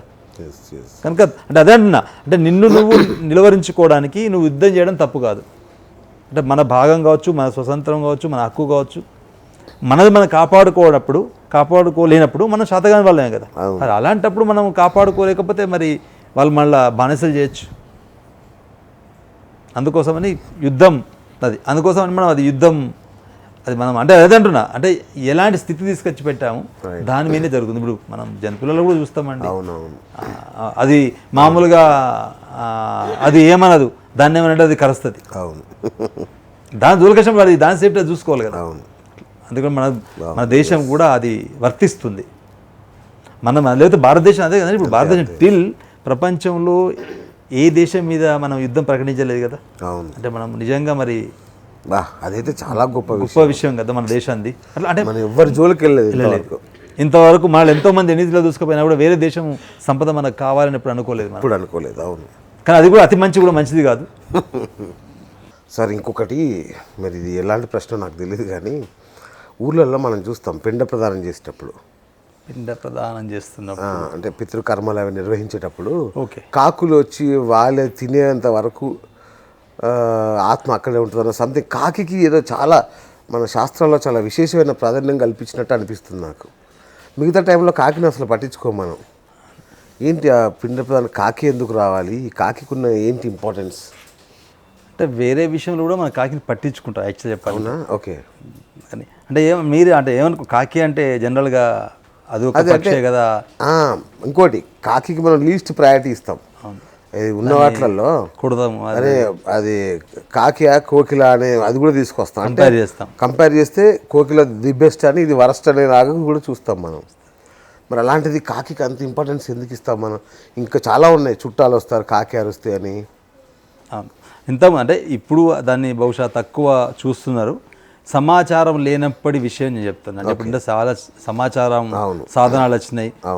కొంతకాలం కింద పోతే అది లెటర్స్ వచ్చేటి, తర్వాత టెలిగ్రామ్స్ వచ్చినాయి, పోస్టులు వచ్చేటి, ఒక సమాచారం అనేది అందేది. అది వెనుకట మాత్రం సమాచారం పావురాల ద్వారా కొంత అది ఇద్దరి మధ్య జరిగే సంభాషణ. కానీ కాకి మాత్రం చాలామంది నమ్మేవాళ్ళు వెనకట. ఇప్పుడు కాకి వచ్చి ఇంటి గోడ నిలబడి కావు వరిస్తే ఎవరో ఒక చుట్టాలు అయితే వస్తారు అనేది ఒక సందేశం భావించేవాళ్ళు. నిజంగా వచ్చిన తర్వాత కూడా వచ్చేవాళ్ళు అని అనేది. అది 90% జరిగేది. మరి ఆ విధంగా ఏమన్నా మరి మనిషికి కాకి ఏమన్నా దగ్గర సంబంధాలు ఉన్నాయా, అలాంటి స్వభావమైన కాకి ఉండేనా తెలియదు మనకు. కానీ అది మాత్రం చాలా అంటే పాతకాలం, నేను చిన్నప్పుడు కూడా మేము విన్నా. అంటే మా ఇళ్ళల్లో మా ఇంటి మీద వచ్చి కాకి ఆలి మొలుతుంటే మన ఇంట్లో చుట్టాలు వస్తారు అంటే పొద్దున్న సాయంత్రం ఎవరో వచ్చేవాళ్ళు. అంటే తెలిసిన వాళ్ళు కానీ తెలియని వాళ్ళు కూడా వచ్చేవాళ్ళు. మరి ఆ విధమైన నమ్మకం మరి మన శాస్త్రాల్లో ఎదిగితే దొరుకుతుందేమో, ఉండొచ్చు, శాస్త్రాలలో ఉండొచ్చు. దానికి ఏమైనా లోతుగా విశ్లేషణ తీసుకొని చూస్తే కాకి యొక్క పాత్ర ఏందో తెలుస్తుంది ఒకటి. రెండవది వాస్తవంగా ఇప్పటికి కూడా అంటే ఇదైతే టిల్ ఇంకా నడుస్తుంది. ఆ పిండ ప్రదానము అనే దానిలో చనిపోయిన తర్వాత, మనిషి చనిపోయిన తర్వాత మనం కాల్చిన తర్వాత మళ్ళీ అది పిండం పెడతాం. 3 వద్దులల్లా 4-5 వద్దుల, కొందరు 12 వద్దులు సీరియల్గా పెట్టేవాళ్ళు ఉన్నారు. పెడితే కానీ అది కాకి వచ్చి ముడితేనే శ్రేష్టము అని చెప్తారు. అయితే మరి ఒక్కటి మాత్రం ఇప్పటి కూడా నమ్మాలి అందరం. ఇంకా ఇన్నేళ్లలో అది సైన్స్ తెలిసిన వాళ్ళు కూడా ఆ పని చేస్తారు, చనిపోయాక మాత్రం చేస్తారు. అప్పుడు చాలామంది చేస్తున్నారు. మరి నేను అనుకుంటే ఏంటంటే మనిషి చనిపోయిన తర్వాత ఆత్మ అంటే మరి నమ్ముతారో నమ్మరో తెలియదు, ఆత్మ ఉంటుందా లేదనడానికి ఎగ్జాంపుల్ చాలా లోతైన విశేషం ఉంది అందులో, లేకుండా అయితే లేదు అని నేను అనుకుంటాను నేను. అంటే ఇన్నర్ సోల్ అవుటర్ సోల్ అంటాం కదా, బయట సోల్ మనకు కనిపిస్తుంది, ఇన్నర్ సోల్ మనకు కనిపించట్లేదు చాలామందికి. అందరూ ఏమంటారంటే లేదు చనిపోతే ఏం పోతుంది బయటికి, ఎవరైనా చెప్తారా? మీరు ఒకసారి చెప్పండి. చనిపోయినప్పుడు పోయింది ఏంటిది? ఏమి పోవట్లా. మరి అసలు ఇప్పుడు చనిపోవడం ఊపిరి తీసుకోవడం లేదు, అంతే కదా. గాలి లోపలికి వెళ్ళట్లేదు, అంతే కదా. మరి గాలి లోపలికి వెళ్ళలేదు అన్నప్పుడు ఒక్కో నిమిషం సేపు కూడా గాలి ఆపుతున్నారు, అప్పుడు ఎందుకు పోతలేడు? శ్వాస కొందరు 20 నిమిషాలు ఆపే వాళ్ళు ఉన్నారు కదా, మరి ఆయన అప్పుడు చచ్చిపోవాలి కదా. చాలా ఇప్పటికి ఉన్నారు 20 మినిట్స్ శ్వాస ఆపే వాళ్ళు కూడా ఉన్నారు. మరి పడుకున్నప్పుడు ఏం జరుగుతుంది? లోతైన విషయం అంటే మనం ఎంతసేపు మీద మాట్లాడేదో అంటే వితండవాదం చేయాల్సిన అవసరం లేదు, ఆలోచించాలి. అవును, అంటే ఒక మనకు ఏదైతే ఉందో మనం శరీరానికి ఉన్న ఒక మెయిన్ అంటే మనిషిగా కాదు ఏ జీవికైనా వర్తిస్తుంది. ప్రతి జీవిలో ఆత్మ ఉంటుంది. ఆత్మ అనేది తను సెల్ఫ్గా ఏమి చేయదు అని అంటున్నారు. మనిషి మనమే క్రియేట్ చేస్తున్నాం. ఆ ఆత్మ చనిపోయినప్పుడు బయటికి వెళ్తుంది. అది వెళ్ళి అది కాకిలో ఉంటుంది అని పెద్దలు ఇక్కడ శాస్త్రం రూపంగా చెప్పారు. అది జనరల్ ఇప్పటికి కూడా మరి ఎందుకు ఇన్ని ఏళ్ళ తర్వాత కూడా ఇప్పటికీ అది పిండ ప్రదానం అనేది చాలా శ్రేష్టంగా అందరు చేస్తున్నారు. చాలా భక్తి ప్రపత్తులతో ఇవాళ కొత్తగా పుట్టిందేం కాదు, అంటే తెలియక ముందు చేయలేదేమో మనకు తెలియదు. అది తెలిసిన తర్వాత శాస్త్రాలు చెప్తున్నారు, చేస్తున్నారు. ఆ కాకి ముడితే అది తండ్రి యొక్క ఆత్మ ముట్టినట్టు అని అంటున్నారు. అది ఒక విధమైన శాస్త్ర గురించి తెలిసిన వాళ్ళ దగ్గర సమాచారం దాని గురించి ఫుల్ ఉండొచ్చు. ఒకళ్ళు శాస్త్రంలో ఎతికితే కాకి యొక్క విశిష్టత తెలవచ్చు. కానీ ఒకటి మాత్రం ఇప్పటికి నేను చిన్నప్పటికీ చూసాను కదా, కాకి తల మీద కొడితే మంచిది కాదు అని అనేవాళ్ళు. ఎన్నో పక్షులు ఉన్నాయి, మరి ఎక్కువ కాకి కొట్టేది. అది ఎందుకు కొడతాను కూడా ఎవరికి తెలియదు. మరి మిగతా పక్షులు ఏవి మనిషిని ముట్టుకోవు, రావు. కాకి ఎక్కువ చాలాసార్లు పల్లెటూరులో అయితే కాకులు ఎక్కువ కొడుతాయి తలల మీద. అది కొడితే మంచిది కాదని మాత్రం పెద్దవాళ్ళు చెప్పేవాళ్ళు. అది ఉద్దేశం ఏదో తెలియదు వాళ్ళకు. మరి అదే శాస్త్రాన్ని వాళ్ళు దాచిపెట్టి ఆచార రూపంగా చెప్పిరేమో అనిపిస్తాయి ఇప్పుడు అన్ని. అంతే మనం తెలిస్తే మనం దానివల్ల జరగబోయేదని మనం ఒప్పుకోమనా లేకపోతే మనం ఎక్కువ టెన్షన్ పడతామో తెలియదు. కానీ శాస్త్రాన్ని దాచిపెట్టి తెలిసిన సమాచారాన్ని అది దాన్ని ఏమంటారు పద్ధతుల ద్వారా ఆచారాల ద్వారా చెప్పినట్టు అనిపిస్తుంది. మరి మిగతా భవిష్యత్తు నాకు తెలిసి అట్లా మేబీ మీరు ఒక మాట అన్నారు కదా, మనం తెలిసేంత వరకు శాస్త్రం చెప్పిన అన్నింటి ఇదే ఎగ్జాంపుల్ అండి. ఇక భూమి ఎగ్జాంపుల్ ఇంత మనం చించుకుంటున్న అందరం కలిసి కదా కొన్ని వేల అంటే నాకు నాలెడ్జ్ లేదు దాని గురించి. ఒకప్పుడు సూర్యుడే తిరుగుతున్నాడు, భూమి తిరుగుతలేదు అన్నది సత్యం అని అందరూ అన్నారు. అవును, ఇవాళ రివర్స్ ఉన్నదే, సూర్యుడు తిరుగుతలేడు భూమి తిరుగుతుంది అనేది నిజం. అప్పుడు వాళ్ళు అది నిజం అనుకొని ఇది అబద్ధం అంటే మరి ఇప్పుడు ఇదే నిజమే, అది అబద్ధమైంది కదా. అంతే, మరి ఇది కూడా అంతే. మీరు ఎలా తీసుకుంటారు అనేది వ్యక్తిగతం. అది ఎవరు వాళ్ళ ఒపీనియన్స్ ఉంటుంది. పట్టుకున్న కొందరు 3 ఎకరాలంటే ఎవరేం వాదించలేరు. మనకు తెలియనంత వరకు అది విచిత్రమే. ఉపవాసం అంట మామూలుగా ఇది కొన్ని మతాల్లో, ముస్లిమ్స్ కానీ మిగతా మతాల్లో కనీసం లాలాజలం కూడా మింగరు. అట్లా అంత కఠిన ఉపవాసం చేస్తారు. మరి మన సాంప్రదాయంలో కొన్ని సాంప్రదాయాల్లో ఒక పూట దీన్ని ఉపవాసం అంటారు, ఉప్మా తిని ఉపవాసం అంటారు, పళ్ళ రసాలు తిని ఉపవాసం అంటారు. అసలు ఏది నిజమైన ఉపవాసం? అంటే పాత మళ్ళీ ఓల్డ్ పద్ధతులకు వెళ్ళాల్సిందే ఇది.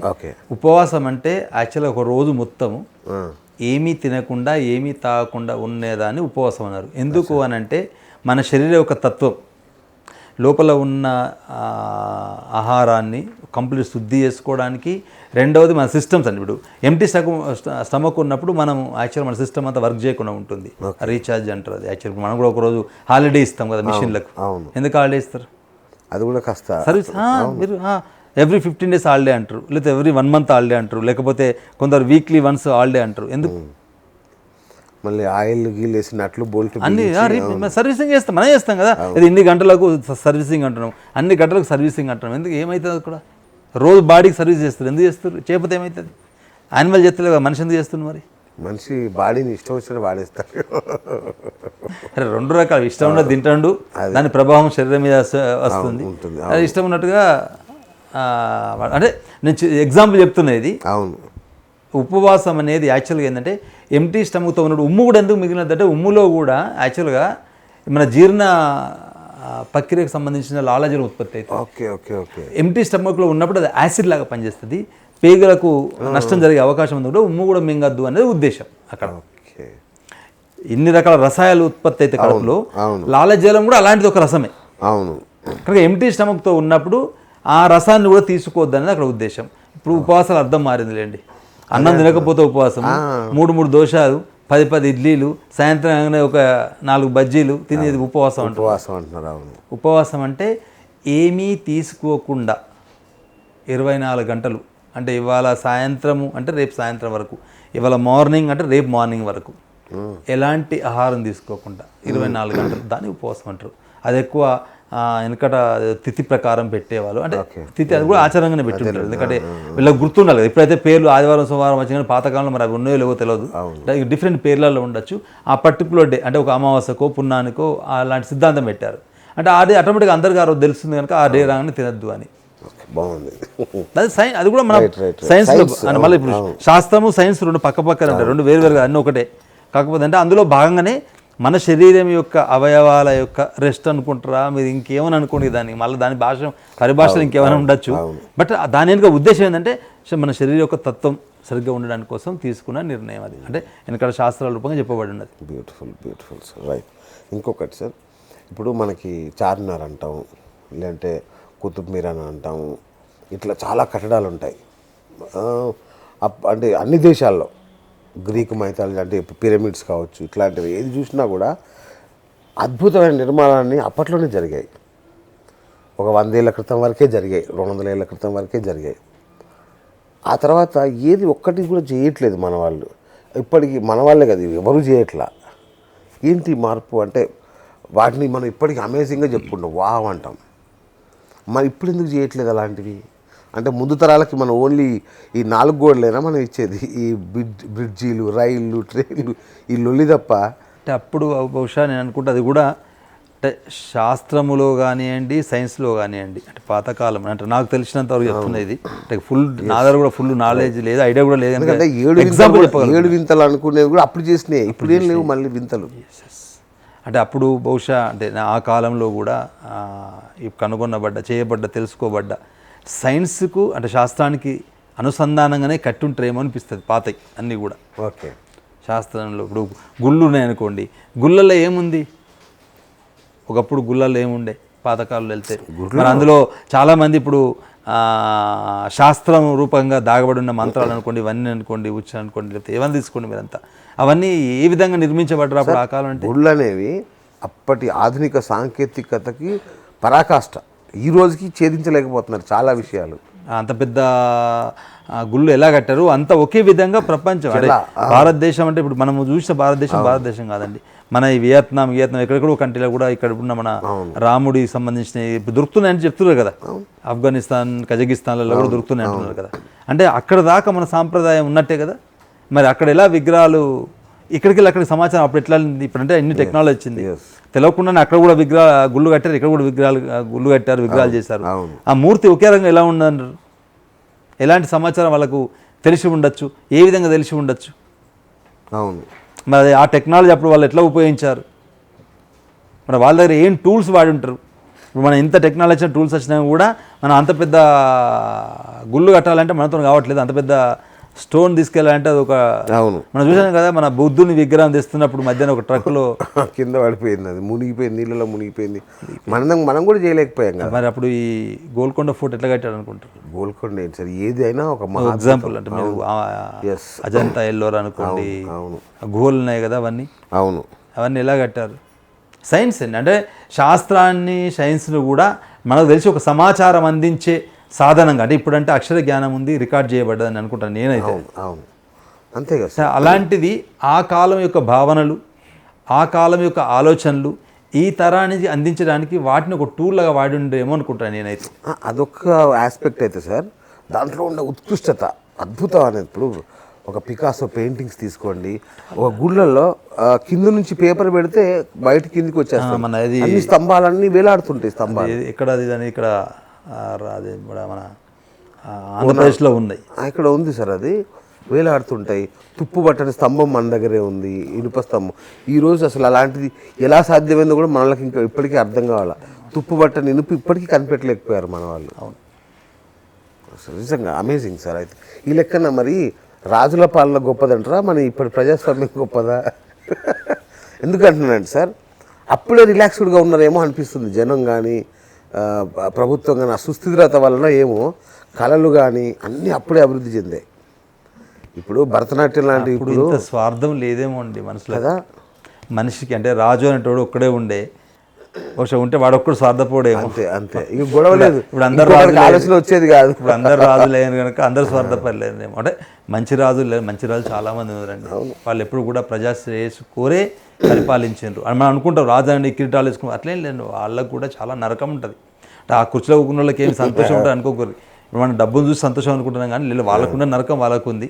ఇప్పుడు అప్పుడు శ్రేష్టమైన పాలన చేశారు, ప్రజల పట్ల ఆ మన్ననలు పొందారు, అందుకే వాళ్ళు ఇప్పటికి జీవించి ఉన్నారు. అవును అంతే. లేకపోతే ఇన్ని వేల సంవత్సరాల తర్వాత, ఇన్ని లక్షల సంవత్సరాల తర్వాత వాళ్ళు మనకు గుర్తున్నారు అని అంటే మరి మంచి చేయకపోతే గుర్తు ఎట్లా ఉంటారు? ఇప్పుడు రాముడు కానివ్వండి, కృష్ణుడు కానివ్వండి, ఒక 5,000 సంవత్సరాల కింద మరి ఇప్పటికీ వాళ్ళు బతికి ఉన్నట్టే కనుక మనకు చూస్తున్నాం. మనకి వాళ్ళని పూజిస్తున్నాము, వాళ్ళ బర్త్డే చేసుకుంటున్నాము. మరి వాళ్ళు మంచోళ్ళు కాకపోతే మనం చేసుకోం కదా. అంతే కదా సార్.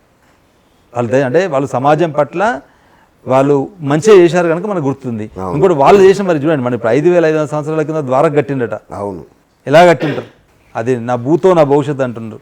అది ఇప్పటికీ సముద్రంలో మునిగి ఉంది అని చెప్తున్నారు.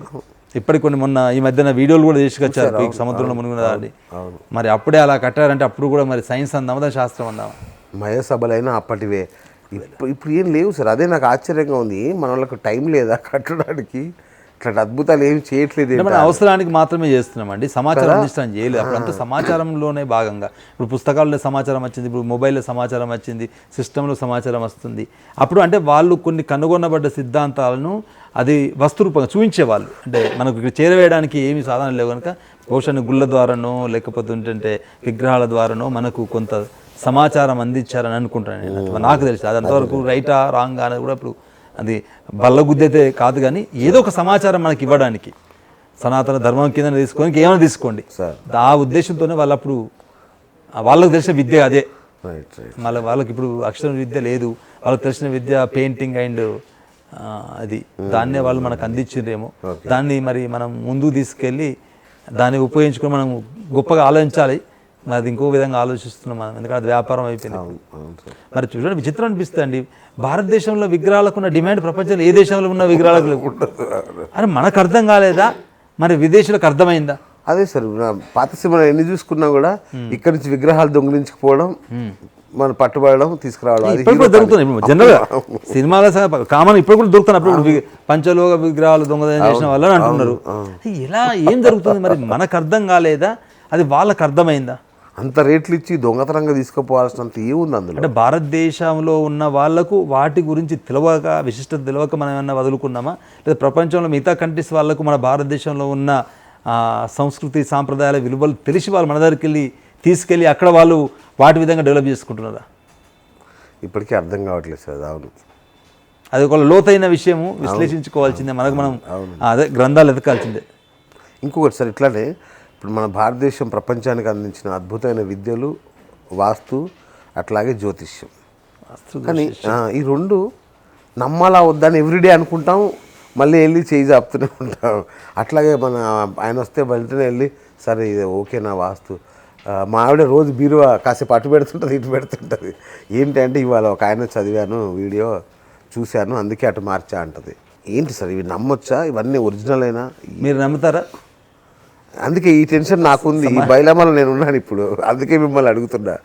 నాకు నమ్మాలా వద్దా అర్థం కావట్లేదు. ఒక చిన్న విషయం అండి, ఇప్పుడు మీరు ఈ పేపర్లలో ఆదివారం వార ఫలాలని వస్తాయి. అవును, చదువుతారా మీరు ఎప్పుడన్నా? చూశాను సార్.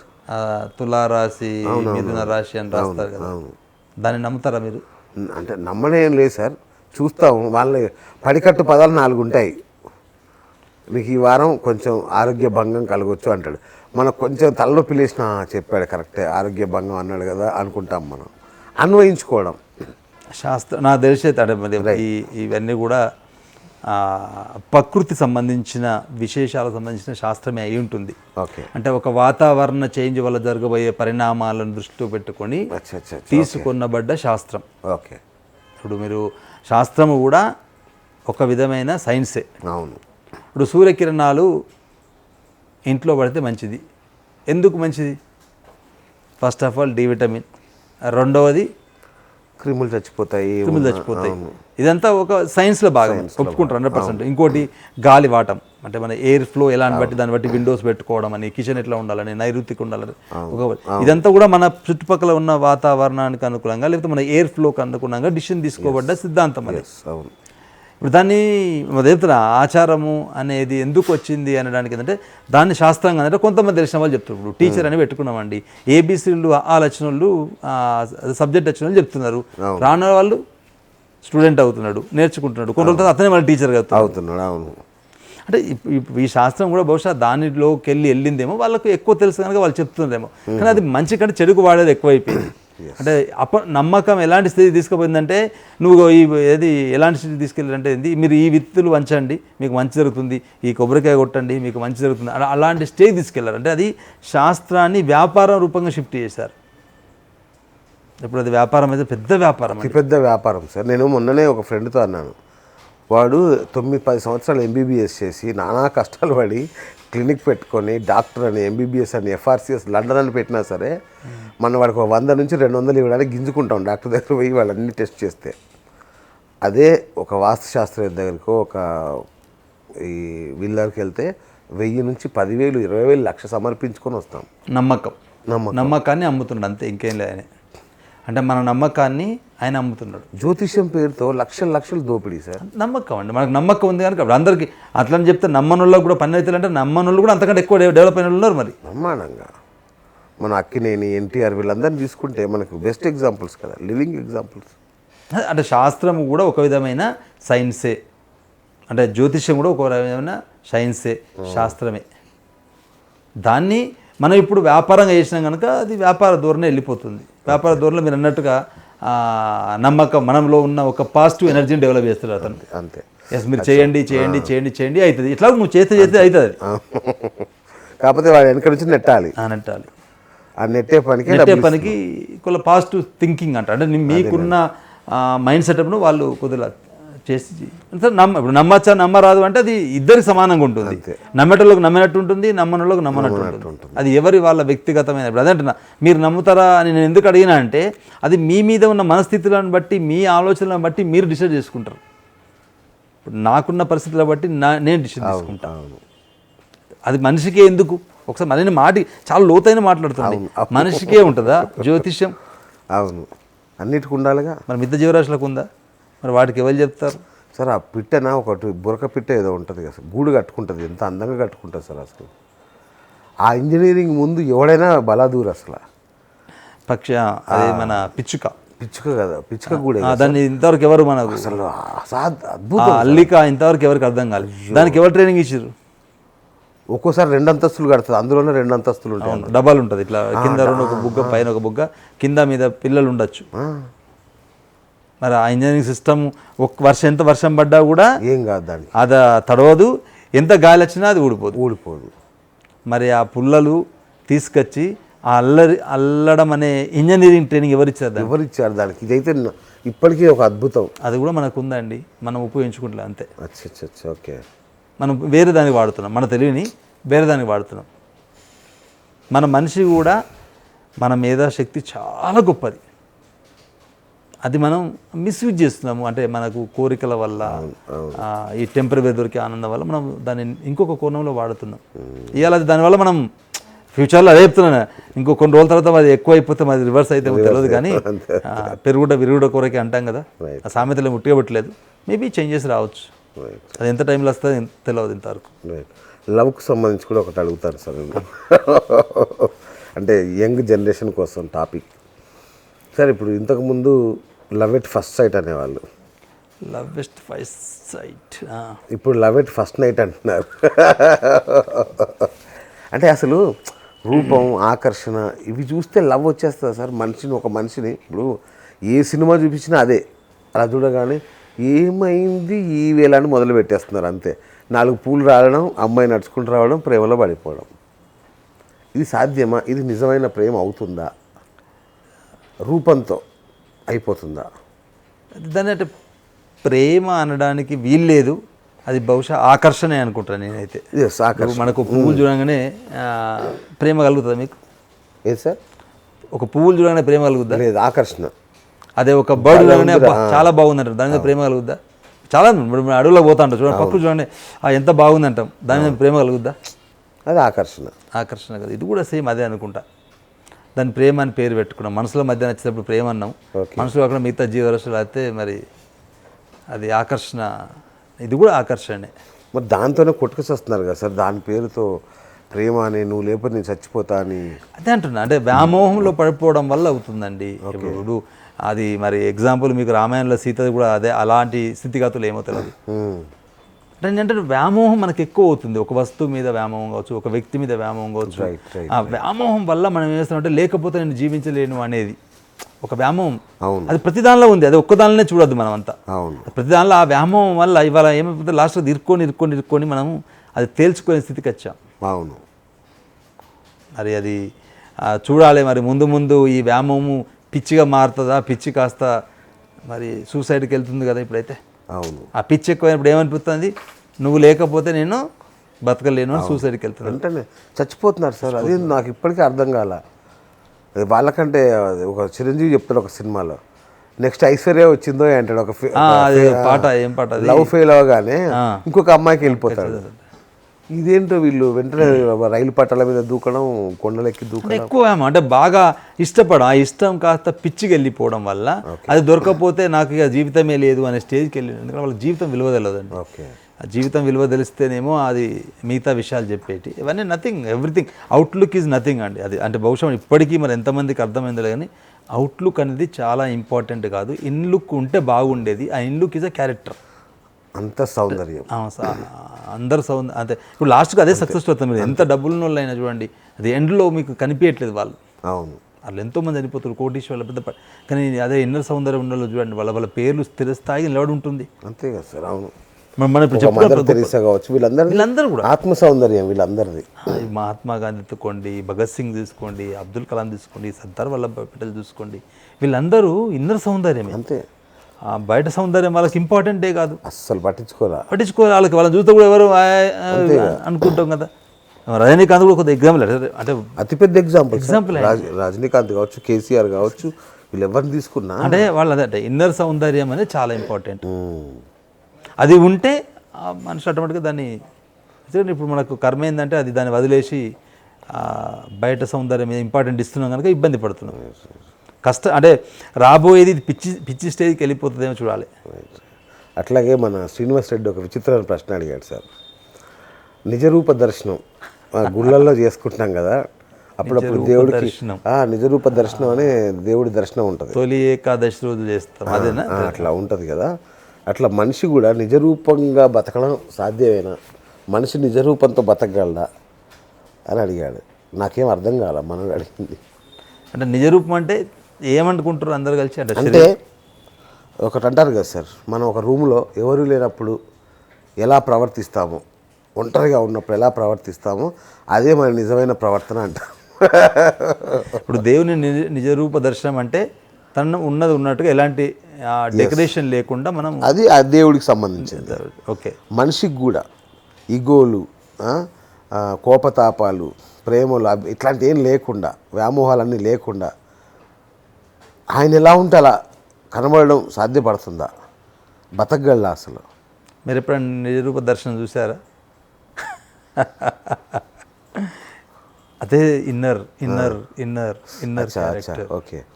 నిజరూప దర్శనం అంటే నీలో నువ్వు చూసుకో, నువ్వెవరో అన్న విషయం ఈ సమాజం చూసేటట్టు నువ్వు ప్రయత్నం చేయి. ఓకే. అది చేయనంత వరకు నీకెవరో నువ్వెవరో నీకు అర్థం కాదు. ఓకే. ఓకే. చాలామందికి ఇప్పటికి కూడా అర్థం కాదు. ఏంటంటే అవుట్ అంటే బయట కనిపించే వాటి అన్నిటినీ, అందరూ కూడా అంతే కదండి. ఇప్పుడు ఈ డోర్ ముందర మాట్లాడి డోర్ అవతల మాట్లాడట్లేదు. అవును. ఎస్. అంటే ఏమైపోతుందంటే అంత దుర్మార్గమైన ఆలోచనలున్న మనుషులు మనం. ఒకప్పుడు ఈ స్థితి లేదు. ప్రతి క్షణము ఈర్ష, ప్రతి క్షణము కోపము, నటనలోనే బతికేస్తున్నాం సార్. 99.99% నటనలో బతికేస్తున్నాం. మరి నువ్వు ఎలా జీవిస్తున్నావు, నువ్వు నిజమా అని నిన్ను నువ్వు తెలుసుకో ఫస్ట్. అదే నీది నిజరూప దర్శనం. అది సాధ్యం. అదే చెప్తున్నారు కదా.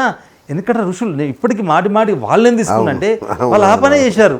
అవును. వాళ్ళు అవుట్లుక్స్ మీద ఇంపార్టెంట్ ఇవ్వలేదు వాళ్ళు. అవును. మరి వాళ్ళు నిజరూప దర్శనం చేసినట్టే కదా. అవును. అంటే దేవుడు కూడా అదే మనం చెప్పాల్సింది ఏంటంటే, నిన్ను నువ్వు దర్శించుకో ఫస్ట్ ఆఫ్ ఆల్, నువ్వెవరు అన్నది. అందుకే నువ్వు ఏదైతే ఇది చెప్పిందో దాని ప్రకారం దీంతో పనిచేయి. ఓకే. దీంతో ఆలోచించు, దీని ద్వారా చూడు, దీని ద్వారా విను. మరి అది మనం చేస్తున్నామా ఇప్పుడు? అసలు వీటికి దీనికి సంబంధమే లేదు అసలు. చెప్పిన దానికి చేసేదానికి, చేస్తున్న దానికి చెప్తున్న దానికి అదే ధర్మం అంటున్నారు. ధర్మం అనే పదానికి నిర్వచనం అదే. నువ్వు ఏం చెప్తావో అది చెయ్యి, ఏది చేస్తావో అది చెప్పు. చెప్పేది ఒకటి, చేసేది ఒకటి అన్నది మీ ఇన్నర్ అవుటర్ క్యారెక్టర్ సంబంధించింది. నిన్ను నువ్వు నిరూప దర్శనం చేసుకుంటే, నీకు అనిపించేది కనుక నువ్వు చేయగలిగితే నువ్వు సక్సెస్ అయినట్టే. సార్ ఇవన్నీ మత గ్రంథాల్లో ఉంటాయా? అంటే ఇప్పుడు ఇట్లా ఉన్నాయి, భగవద్గీత కావచ్చు, ఇట్లాంటివన్నీ ఉన్నాయి కదా, వాటి నుంచి ఏం నేర్చుకోవాలి సార్? సింపుల్ అండి, అది చాలా సింపుల్. ఆ మూడు కూడా భగవద్గీత ఒక 5500 సంవత్సరాలు అంటే 5000 ఎబో ఇయర్స్ కింద రచించబడ్డ పుస్తకం అని చెప్తున్నాను. అవును అవును. బైబిల్ ఒక 2000 సంవత్సరాల కిందది. ఓకే. అదే ఖురాను ఒక 1600 సంవత్సరాల కిందది అనేది అందరూ ఎవరు ఏ మతం వాళ్ళు అడిగినా అది ఒప్పుకుంటారు. అందులో దీనికి ఏమి అతీతమేం కాదు. అవన్నీ కూడా ఉత్తమంగా మానవ జీవితం గడపడానికి అందులో సమాచారం అందించబడ్డది. ఒక మనిషి ఎలా జీవించాలి, ఎందుకంటే మనిషికి జంతువులకు ఉన్న తేడా అదే. మనం ఎంత ఉత్తమంగా జీవించవచ్చు, ఈ ఉత్తమ జన్మను సాధించడానికి సంబంధించిన పూర్తి సమాచారం ఈ 3 పుస్తకాలలో రాయబడ్డది. కానీ అది మత గ్రంథాలుగా రుద్దబడ్డారు. ఇప్పుడు అందరూ నేర్పట్లేదు కదా సార్, ఎవరు నేర్పట్లేదు. వాస్తవం ఏంటంటే అదంతా కూడా మతము పేరు మీద దాయబడి.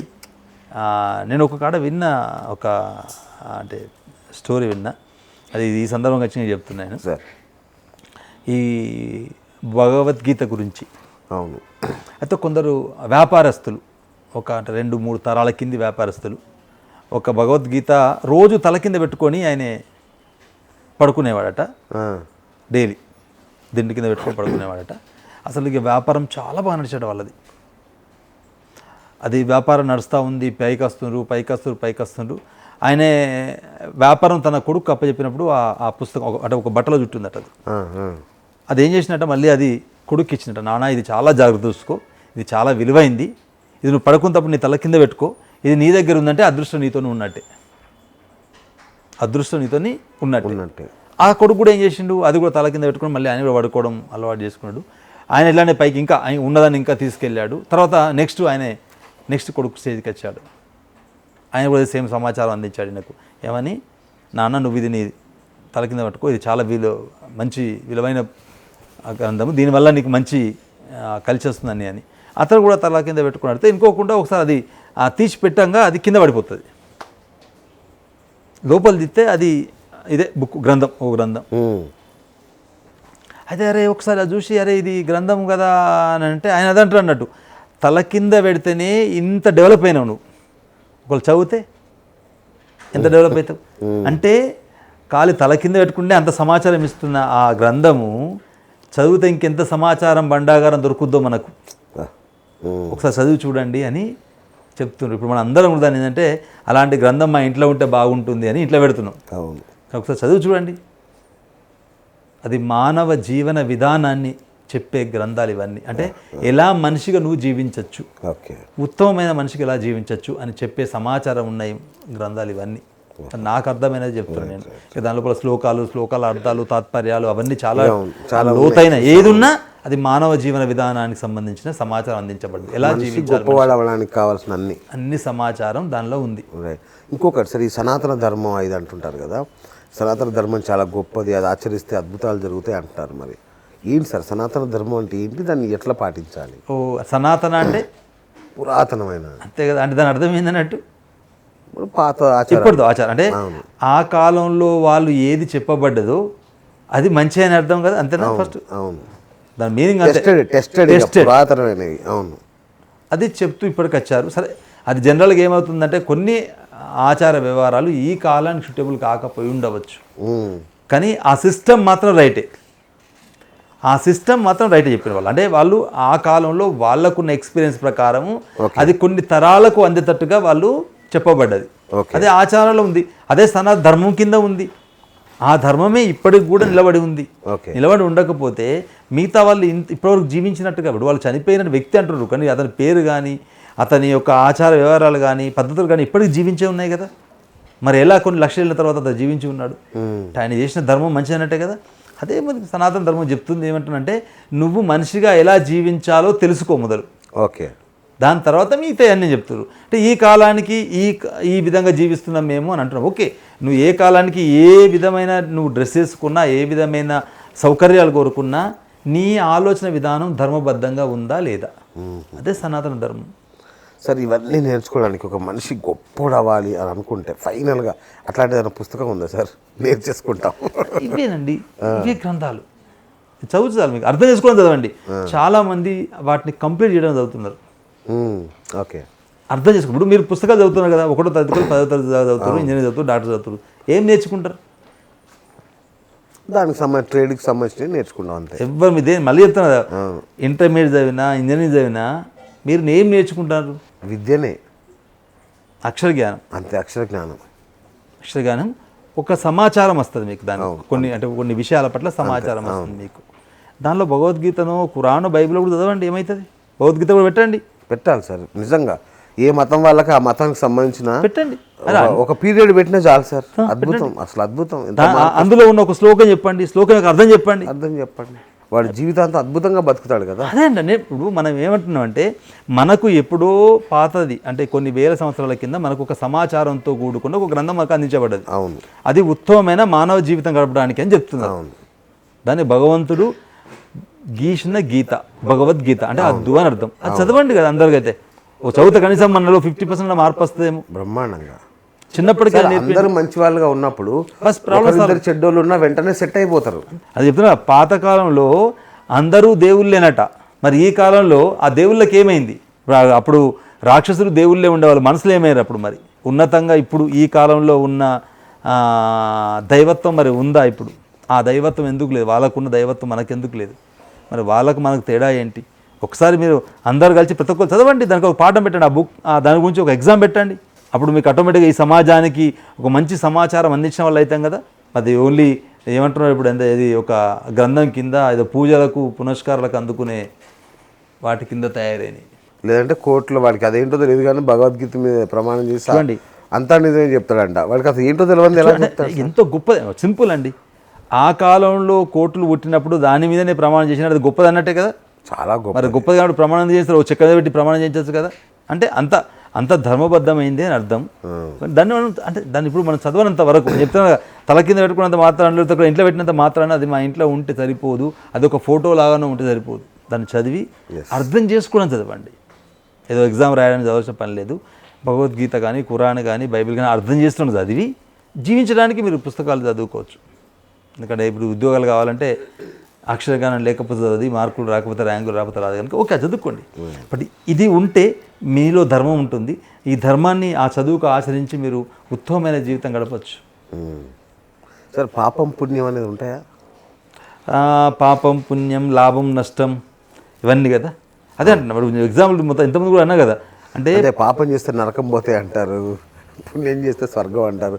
అసలు పాపం పుణ్యం అంటే మీ ఉద్దేశంలో ఒకటి చెప్పండి. అదే నాకు అర్థం కాదు. ఇప్పుడు మీరు చెప్పిన దాని ప్రకారం నాకు అర్థమైంది ఏంటంటే మనిషి తన చుట్టూ తాను గీసుకున్న చిన్న చిన్న కట్టుబాట్లు, నిబంధనలు అవి కాలానుగుణంగా మారుకుంటూ పోతున్నాయి. మరి ఏది పాపం ఏది పుణ్యం అర్థం కావట్లేదు. అసలు మీ ఉద్దేశంలో పాపం పుణ్యం అంటే ఏంది? దేనితో కొలుస్తారు మీరు? దేని పాపంతో కొలుస్తారు, దేని పుణ్యంతో కొలుస్తారు? ఒక ఎగ్జాంపుల్ చెప్పండి నాకు. సాటి వాడికి ఏదైనా మంచి చేస్తే పుణ్యం అంటున్నాం, ఏదో తప్పుడు పని చేస్తే పాపం అంటున్నాం, ఇంకో జీవిని హింసిస్తే పాపం అంటున్నాం. ఇలాంటి అన్ని పాపాలు పుణ్యాలు, లేదా తప్పులు ఒప్పులు, మంచి చెల్లు అని అనుకుంటున్నాం కదా. అదే ధర్మం చెప్తుంది ఏంటంటే ధర్మం ప్రకారం కనుక మనం ప్రవర్తిస్తే దానిలో ధర్మంలోకి వెళ్ళే ఇవన్నీ మనకు పాపపుణ్యాలు కానీ, మంచి చెల్లు కానీ, లాభ నష్టాలు కానీ, ధర్మాన్ని దాన్ని ఏమంటారు, ఒక విశ్లేషించి తీస్తే వచ్చిన సమాచారాలు. ఓకే, ఇప్పుడు మనకు మంచి అయింది అనుకోండి, ఎదుటోడికి చెడు అవుతుంది. మరి చెప్పండి, ఇలా ఎవరికి చెడు జరిగినట్టు ఎవరు మంచి జరిగినట్టు ఆయనకు చెడు అన్నట్టే కదా అది. నువ్వు ఏ నిర్ణయం తీసుకున్నావో ఆ నిర్ణయం అతనికి చెడు అయినప్పుడు మరి అది మంచి చెడులు ఎట్లయితుంది? నేను అదన్నాడు సార్. ఇప్పుడు కొంతకాలం క్రితం సతీసహగమనం ఉండేది. సో చాలా గొప్పదనేవాళ్ళు, పూజించేవాళ్ళు, అబ్బా ఆహా ఓహో అనేవాళ్ళు. ఈరోజు చేస్తే లాగిపెట్టి ఒకటి వీక్తారు, తీసుకెళ్ళి జైల్లో పడేసి చంపడేస్తారు. ఏది పాపం ఏది పుణ్యం? అదే అంటే ఇప్పుడు మనం మనిషి జీవితానికి ఉన్న కంఫర్ట్ జోన్ అంటే ఇవన్నీ అంటే మారుస్తూ వస్తున్నాం. ఏదైనా కానివ్వండి, వెనకడ పెళ్ళి అనేది లేదు, తర్వాత పెళ్ళి అనేది తెచ్చుకున్నాం, మనం తెచ్చుకున్నాం కదా. ఎందుకంటే 5 పిల్లలు ఉన్నారు. 5 పిల్లలు కాదు, 100 పిల్లలు ఉన్నది. రావణాసుడికి అయితే లెప్పలేదు మనం చెప్తున్నాం. అంటే ఇదంతా కథలోనే తెలుసు, మనకేమి కళ్ళు పెట్టి అక్కడ పోయి చూలే మనం. రికార్డుకి వచ్చిన దానిలో చెప్తున్నాము. ఇప్పటికీ మన దానిలో 3-4 పెళ్లి చేసుకునే వాళ్ళు మగవాళ్ళు ఉన్నారు. కొన్ని కంట్రీస్లో నేను చెప్తున్నా ఆడవాళ్ళు కూడా 3-4 పెళ్లి చేసుకునే వాళ్ళు ఉన్నారట. మరి ఏది ధర్మం చెప్పండి? ఒక్కరిని చేసుకోవడం ధర్మమా, ముగ్గురు చేసుకునే ధర్మమా? మరి మొగోళ్ళు ముగ్గురు చేసుకుని ఏది ధర్మం అంటారు? అదే కన్ఫ్యూజన్ సార్. మరి పాపముగా ఏది అనుకోవాలి, పుణ్యం ఏది అనుకోవాలి అర్థం కావట్లా. కన్ఫ్యూజన్లో ఏది చేయకుండా కూర్చున్నా. ఎస్, అంటే మనము కొన్ని సిద్ధాంతాలు, అంటే దీన్ని ఏమంటారంటే మనం కొన్ని రూల్స్ పెట్టుకున్నాం. అవును, ఆ రూల్స్ అతిక్రమించకుండా ఉండడమే ధర్మం. రైట్. ఆ రూల్ లోపల చేయడం ఏదైతే ఉందో అదే ధర్మం. ఆ రూల్ అతిక్రమిస్తే అది ఆటోమేటిక్గా ఏమైతే అధర్మం అయిపోతుంది. అది ఏ రూల్ అయినా పర్లేదు. ఈ కాలంలో ఉన్న రూల్ ఈ కాలంలో ఉండొచ్చు, పాతకాలంలో ఉన్న రూల్ పాతకాలంలో ఉండొచ్చు. అవును. తప్పులు ఎలా అవుతున్నాయంటే రూల్ దాటితే తప్పు, రూల్ లోపల ఉంటే రైటు. ఇప్పుడు ఎగ్జాంపుల్ రోడ్స్ ఉన్నాయి కదా, మీకు చిన్న దీనికి ఎగ్జాంపుల్ తప్ప ఒప్పని మీరు నిర్ణయించుకోండి. Right right. మన ఇండియాలో ఉన్న రూల్ చెప్తున్నా. ఇప్పుడు రోడ్స్ హైవే ఉన్నాయి కదా, లెఫ్ట్ సైడ్ పోతే రైటు, అవును. రైట్ సైడ్ పోతే రాంగు. మీరు లెఫ్ట్ సైడ్ పోవాలి, రైట్ సైడ్ రావాలి. అవును. నేను లేదు, ముచ్చట లేదు, నేను అమెరికాలో రైట్ సైడ్ పోతా, లెఫ్ట్ సైడ్ వస్తా అని చెప్పి ఇండియాలో కూడా రైట్ సైడ్ పోయినా అనుకోండి, ఏమవుతుంది? పగిలిపోద్ది. తప్ప రైటా? Very wrong. రాంగ్. ఎందుకు అంటే ఇదే వ్యక్తి అమెరికా నుండి వచ్చింది మొన్నటిదాకా, అవును, కానీ ఆయనే రైట్ సైడ్ డ్రైవ్ చేసిండు అక్కడ. అవును. అక్కడ ఆయన తప్పు అనిపించలే, అనుకోకుండా అదే మనిషి ఇండియాకి వచ్చాడు. ఇండియాకి వచ్చారు, నేను అక్కడ రైటే నడిపినా కదా, నేను ఇక్కడ నడుపుతానని అనుకోండి, అప్పుడు చెప్పండి ఇది రైటా రాంగా? రాంగ్. అదే అంటున్నా, దేశ కాలమాన పరిస్థితులను బట్టి చట్టాలు నిబంధనలన్నీ మారిపోతున్నాయి. అమెరికాలో అదే రైటు ఇక్కడ రాంగ్ అనిపించింది, ఇండియాలో ఉన్న రైటు అక్కడ రాంగ్ అనిపిస్తుంది. ఎందుకంటే మనము కొన్ని సిద్ధాంతాలు అదే చెప్తున్నా, మన డ్రెస్ కోడ్ కానివ్వండి, మన ప్రవర్తన విధానం కానివ్వండి, మన పెళ్లి వ్యవస్థను కానివ్వండి, మనం కొన్ని పద్ధతులు నిర్ణయించుకొని ఆ పద్ధతిలో ఉండి జీవించే విధానాన్ని నిర్ణయించుకోబడ్డది. దాని లోపలనే తప్పులు వచ్చినాయి. అవును. ఇప్పుడు ఇక్కడ ఈ ఇళ్ళల్లో ఉండే ఒక సిద్ధాంతం అనుకోండి, ఒక కుటుంబంలో ఉండే సిద్ధాంతం అనుకోండి, ఆ కుటుంబంలో ఉండే సిద్ధాంతం ఏంటంటే లేదు ఒకడే పెళ్ళి వేసుకోవాలి, ఇంకొక దానిలో ఒక దానిలో ముగ్గురు వేసుకొని తప్పులే అంటున్నాడు. మరి అది రైట్ అన్నప్పుడు ఇక్కడ ఇది రైటు రాంగ్ అయిపోతుంది. మరి ఇదే రాంగ్ అన్నప్పుడు అది రైట్ కావాలి. మరి చెప్పండి ఏది రైట్ ఏది రాంగ్? అక్కడ ధర్మ సంబంధించిన దానిలోనే మిగతా అన్నీ వస్తాయి. మనం మన అవసరాల కోసం సృష్టించుకోబడ్డది ఈ వ్యవస్థ. అది ధర్మమా కాదన్నది మాత్రం మనం లోతుగా విశ్లేషించి తీసుకోవాల్సిన విషయం. కోరికతో కూడుకున్న విషయాలన్నీ ధర్మం చుట్టూ చుట్టద్దు. ఓకే. ఇద్దరి వ్యక్తుల మధ్యన ఇష్టం ఉండి ఇతరులకు ఇబ్బంది కాకపోతే అది ఓకే, అది ధర్మం. ఓకే. ఇతరులకు నువ్వు ఏమాత్రం ఇబ్బంది పెట్టినా అది అధర్మమే. Right right. నువ్వు చేసే పని వల్ల ఇతరులకు ఎలాంటి ఇబ్బంది జరగద్దు. ఇది ఏదైనా 2 ప్రాంతాలు అనుకోండి, 2 దేశాలు అనుకోండి, ఇప్పుడు ఎందుకు బార్డర్లో ఎందుకు అని అంటే కవ్వింపు చర్యలే కదా. అతను ఏం సైలెంట్గా ఉన్నాడు, ఇతరు సైలెంట్గా ఉన్నాడు, ప్రాబ్లం లేదు కదా అక్కడ. అదే గొడవ లేదు కదా. నీ అద్దులో నువ్వు ఉండి నా అద్దులు ఉన్నట్టు లుల్లే రాదు. అసలు అద్దులు మీరినప్పుడు మాత్రమే వస్తుంది. మనం ఏంటంటే మనం ఆ కోరికల వలయంలో చిక్కుకొని నిజరూప దర్శనం అన్నారు కదా, అదే నీ నిజరూప దర్శనం. ఓకే. నిజరూప దర్శనంగా ఉన్నావా, ధర్మంలో ఉన్నావా లేదనేది ఇది మనం ఎవరికి వారు నిర్ణయించుకోవాలి. అది సమాజంతో కూడుకున్న సిద్ధాంతాలు ఇవన్నీ. ఇప్పుడున్న అంటే లైంగిక విజ్ఞానం అవసరం అనేది అందరూ అంగీకరిస్తారు. ఎందుకు అంటే ఇది తప్పదు మనిషికి. మీరు అన్నట్టుగా ఉత్తమ సంతానాన్ని వృద్ధి చేయాలన్నా ఏం చేయాలన్నా లైంగిక జ్ఞానం అనేది మాత్రం కంపల్సరీ అవసరం. ఇది ఒక మెట్టు పైన. ఇప్పుడు మనం ఎంత వద్దనుకున్నా సార్, మీరు ఏమన్నా కానివ్వండి, బాబాలు వాళ్ళు కూడా చివరికి పట్టుబడుతుంది ఎక్కడ అంటే ఈ అమ్మాయిల స్కాండల్స్తోనే పట్టుబడుతున్నారు. ఎందుకు దీన్ని ఈ విజ్ఞానాన్ని లేకుండా చేసి దీన్ని ఒక చాటుమాటు వ్యవహారంగా మార్చేసి ఎందుకు ఇబ్బంది పడుతున్నాం మనం? ఎందుకు దీన్ని ఓపెన్ చేయకూడదు? ఉంది కదా, శాస్త్రం ఉంది, విజ్ఞానం ఉంది. ఒకప్పుడు సార్, అంటే మీకు కూడా తెలిసిన విషయమే, అంటే నాకు చెప్పారు ఎవరో, పెళ్ళికి ముందు పెళ్లి కూతుర్ని పెళ్లి కొడుకుని వేశ్యావాటికలకు పంపించేవాళ్ళంట. ఒక రకమైన కౌన్సిలింగ్. ఎస్, ఎలా చేయాలి, శృంగారం ఏం చేయాలి, ఎలా చేయాలి అని ఒక ట్రైనింగ్ ఇచ్చేవాళ్ళ. ఎక్స్పీరియన్స్, ఒక ట్రైనింగ్. అంటే ఇప్పుడు మనం ఎవరైనా ఉద్యోగం తిరిగి ఎంత ఎక్స్పీరియన్స్ అని అడుగుతాం కదా, అలాంటి ఎక్స్పీరియన్స్. అది ఒక అవగాహన కల్పించి మరీ పెళ్లి చేసేవాళ్ళంట. అంటే ఇప్పుడు కూడా అంటే నేను దేని విషయంలో లోతైన విషయం మాట్లాడలేం, కానీ పెళ్ళికి ముందు మాత్రం డెఫినెట్గా కౌన్సిలింగ్ చేయడం అనేది చాలా మంచి పద్ధతి. ఇప్పుడున్న వాళ్ళకు ఎలాంటి అవగాహన లేదు. అంటే పెళ్లి విషయంలో కావచ్చు, అది నిజంగా సంతాన ఉత్పత్తి విషయంలో కావచ్చు, పిల్లలకు అవగాహన లేదు, అసలు పెళ్ళి ఎందుకు చేసుకోవాలనేది ఎవరికి తెలియదు. కానీ ఆ విషయంలో మాత్రం నీకు కౌన్సిలింగ్ ఇవ్వడం అనేది చాలా చాలా అవసరంతో కూడుకున్న పని ఇప్పుడున్న జనరేషన్కు. ఎందుకంటే ఇప్పుడు అంతా కూడా మనీ మైండెడ్ అయిపోయారు, వర్క్ మైండెడ్ అయిపోయారు, ఆ పిచ్చిలోనే పడి కొట్టుకుంటున్నారు. అంటే పుస్తకాల పురుగులు అంటాం కదా, ఆ పుస్తకంతో 16 ఏళ్ళు 18 ఏళ్ళు యుద్ధం చేసి కాగానే ఒక ఎగ్జామ్ అనేది రాసి అందులో మళ్ళీ యుద్ధం చేసి ఓ ఉద్యోగానికి జాబ్కి వచ్చిన తర్వాత జాబ్ పనిలో పడిపోయాడంతే. మొత్తం బిజీ లైఫ్లో మిగతా ఈ విషయాల పట్ల వాళ్ళకి మరి అట్లా రకం ఉన్నది. ఇప్పుడు ఇంకొక రకమైన జనాభా కూడా తయారైంది అనుకోండి, చాలా లోతైన విషయం. అసలు విషయం పక్క పెట్టి కానీ ఇప్పుడు ఉన్న మీరు అన్న చెప్పిన సెల్ఫ్ ఎక్స్పీరియన్స్ కింద తీసుకుంటున్నారు, ఇప్పుడు ఆల్రెడీ దాన్ని ఫ్రీడమ్ కింద తీసుకుంటున్నారు అంటున్నారు జనాభా. బట్ నాకు ఇంకా కరెక్ట్ అయితే నాకైతే దానిలో ఫుల్ క్లారిటీ అయితే లేదు.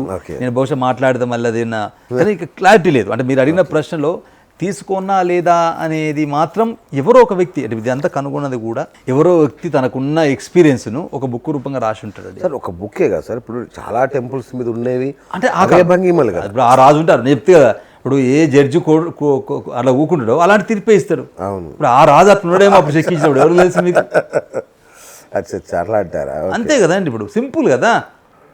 ఇప్పుడు మీకు ఇందులో ఈ బిల్డింగ్లో నాకు గ్రీన్ కలర్ అంటే బాగా ఇష్టం అనుకోండి, నేను మొత్తం గ్రీన్ కలర్ వేసుకుంటా.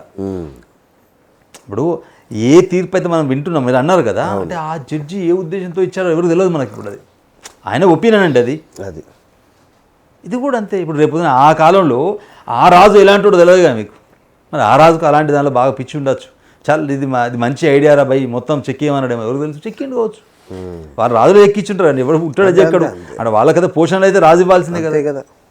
తెలియదు మనకు. అంటే ఎగ్జాక్ట్లీ గుడ్ల మీద చెక్కిచ్చారు అని అంటే డెఫినెట్గా దానికి సంబంధించిన సమాచారం సొసైటీకి అవసరం అనుకున్నాడో లేదా ఆ కాలంలో ప్రజలకు అవసరం అనుకున్నాడో తెలియదు. ఓకే, చెక్కించుంటాడు. కానీ ఆ రాజుకు ఆలోచన లేకుండా చెక్కించుండండి బాగుతో. ఎవరో ఒక అతను అనుకున్న దాన్ని ఆ సమాచారం అందించడానికి చేయబడ్డది. అలాంటి పుస్తకం కూడా అదే ఉండొచ్చు నేను అనుకుంటా. ఆ గ్రంథం అంటే దాన్ని చూసే కోణంలో చూస్తే అది మంచి గ్రంథమే కావచ్చు, అంతే మంచి శాస్త్రమే కావచ్చు అది. కానీ దాన్ని ఇప్పుడు మనం చూసే కోణం మారిపోయింది కదా. ఇప్పుడు చెప్తే కదా, పెళ్ళెందుకు అన్న కోణాన్ని పక్క పెట్టేసి ఫిజికల్ రిలేషన్ అనేది మరి అది దాన్ని మీరు ఈ కోణంలో చూస్తే అవి తప్పు. మరి ఆ ఉత్తమ సంతానం ఉత్పత్తి చేయడానికి అది రైటే కావచ్చు. మనం ఎలా చూస్తున్నాం అనేది క్వశ్చన్. అది నాకు అర్థమైంది, మీరు ఈ విషయం చెప్పారనే విషయం నాకు అర్థం. ఎందుకంటే దాన్ని ఎలా చెప్పాలి అర్థం. అంటే నాకు ఇప్పుడు ఏమంటే అది మంచిది అందామా, ఇప్పుడు మనం అన్నాం అనుకోండి మంచిది అంటే అరే మళ్ళీ ఒక విధంగా ఆన్సర్ అవుతుంది, చెడుదందామా రాసిన శాస్త్రమే తప్ప అంటాం. ఇప్పుడు అంటే ఆ రోజులల్లో అప్పుడు అతను తీసుకున్న నిర్ణయం ఏదైతే ఆయన ఎక్స్పీరియన్స్ను పుస్తకం రాసిన వ్యక్తి కానివ్వండి లేకపోతే ఆ చెక్కబడ్డ వ్యక్తి కానివ్వండి, అంటే దీన్ని నువ్వు ఎట్లా తీసుకుంటున్నావు, దీన్ని నువ్వు ఏ ఉద్దేశంతో తీసుకుంటావు దాన్ని బట్టి మీకు పూర్తి సమాచారము వస్తుంది. రైట్. మీరు చూసే కోణం ఇప్పుడు ఎలాంటి కోణంలో నువ్వు పుస్తకం చూస్తావో చెప్పు నాకు. మీ కోణం ఏంటి చెప్పండి, అది మంచిదా లేదా చెప్తా నేను. వద్దులే, నన్ను కొడతారు ఇప్పుడు అది చెప్తా. కుటుంబ విలువలు అందరూ అంటున్నారు, కుటుంబ విలువలు పతనం అయిపోయినాయి, పతనం అయిపోయాయి అని కూడా అంటున్నారు. ఏంటి సార్ అసలు కుటుంబం, ఒక ఉత్తమ కుటుంబ విలువలు అంటే ఎలా ఉండాలి, ఏం చేయాలి అసలు? అంటే ఒకప్పుడు అంటే కుటుంబం అంటే ఒకే విధంగా కలిసికట్టుగా ఒకే దగ్గర ఉండి జీవించేవాళ్ళు. వాళ్ళు ఓన్లీ ఆహార అవసరాల కోసం మాత్రమే వెంపర్లాడేవాళ్ళు. ఓకే, దాటి ఎవరు కూడా ఇంకా అంటే అప్పుడు లేదు, అంటే ఆ కాలంలో లేదు. అప్పుడు కుటుంబ విలువలు కానీ ప్రేమలు కానీ వ్యక్తీకరించడం కానివ్వండి ఆశ కానీ మనిషికి లేదు. యాక్చువల్గా పాత కాలంలోకి వెళ్తే మీరు కొన్ని అంటే బహుశా 60-70 ఏళ్ళ కింద కూడా కొద్దిగా పల్లెటూరులో కనిపించేటి వాడు పెద్ద ఏదో డబ్బుతో ముడిపడి ఉన్న సంబంధాలు కావు. అయితే ఈ మధ్యన డబ్బు బాగా ప్రభావం చూడడం వల్ల ఎవడు వాళ్ళ వ్యక్తిగతమైన తన స్వేచ్ఛ కోసం కుటుంబ విషయాలు మాత్రం వదిలేస్తున్నారు. అది వాస్తవమే. అంటే డబ్బు వ్యామోమంలో పడి, అంటే కోరికల వ్యామం అంటారు, డబ్బు కంటే కూడా కోరికల వ్యామోమంలో పడి అది ఉండడం, ఆ కోరికలు తీర్చుకోలేకపోవడం వల్ల, కుటుంబ వ్యవస్థలు దొరకకపోవడం వల్ల వాళ్ళు విచ్చలవిడితనానికి వచ్చారు. అది కోరికలు తీర్చుకుంటున్నారా తీర్చుకోలేదా, కొందరు అందులోనే ఇరుక్కపోతున్నారా తెలియదు మనకు. కానీ మొత్తం అయితే వాస్తవం, ఒకప్పటి కుటుంబ విలువలు తగ్గిపోయాయి, ఇప్పుడు లేవు. ఎందుకంటే అమ్మ నాన్న అనే పదానికి అర్థమే లేకుండా పోయింది. ఎవరు కూడా ఆస్తి కోసమే తల్లిదండ్రులను చంపే పిల్లలు తయారైపోయారు ఇప్పుడు.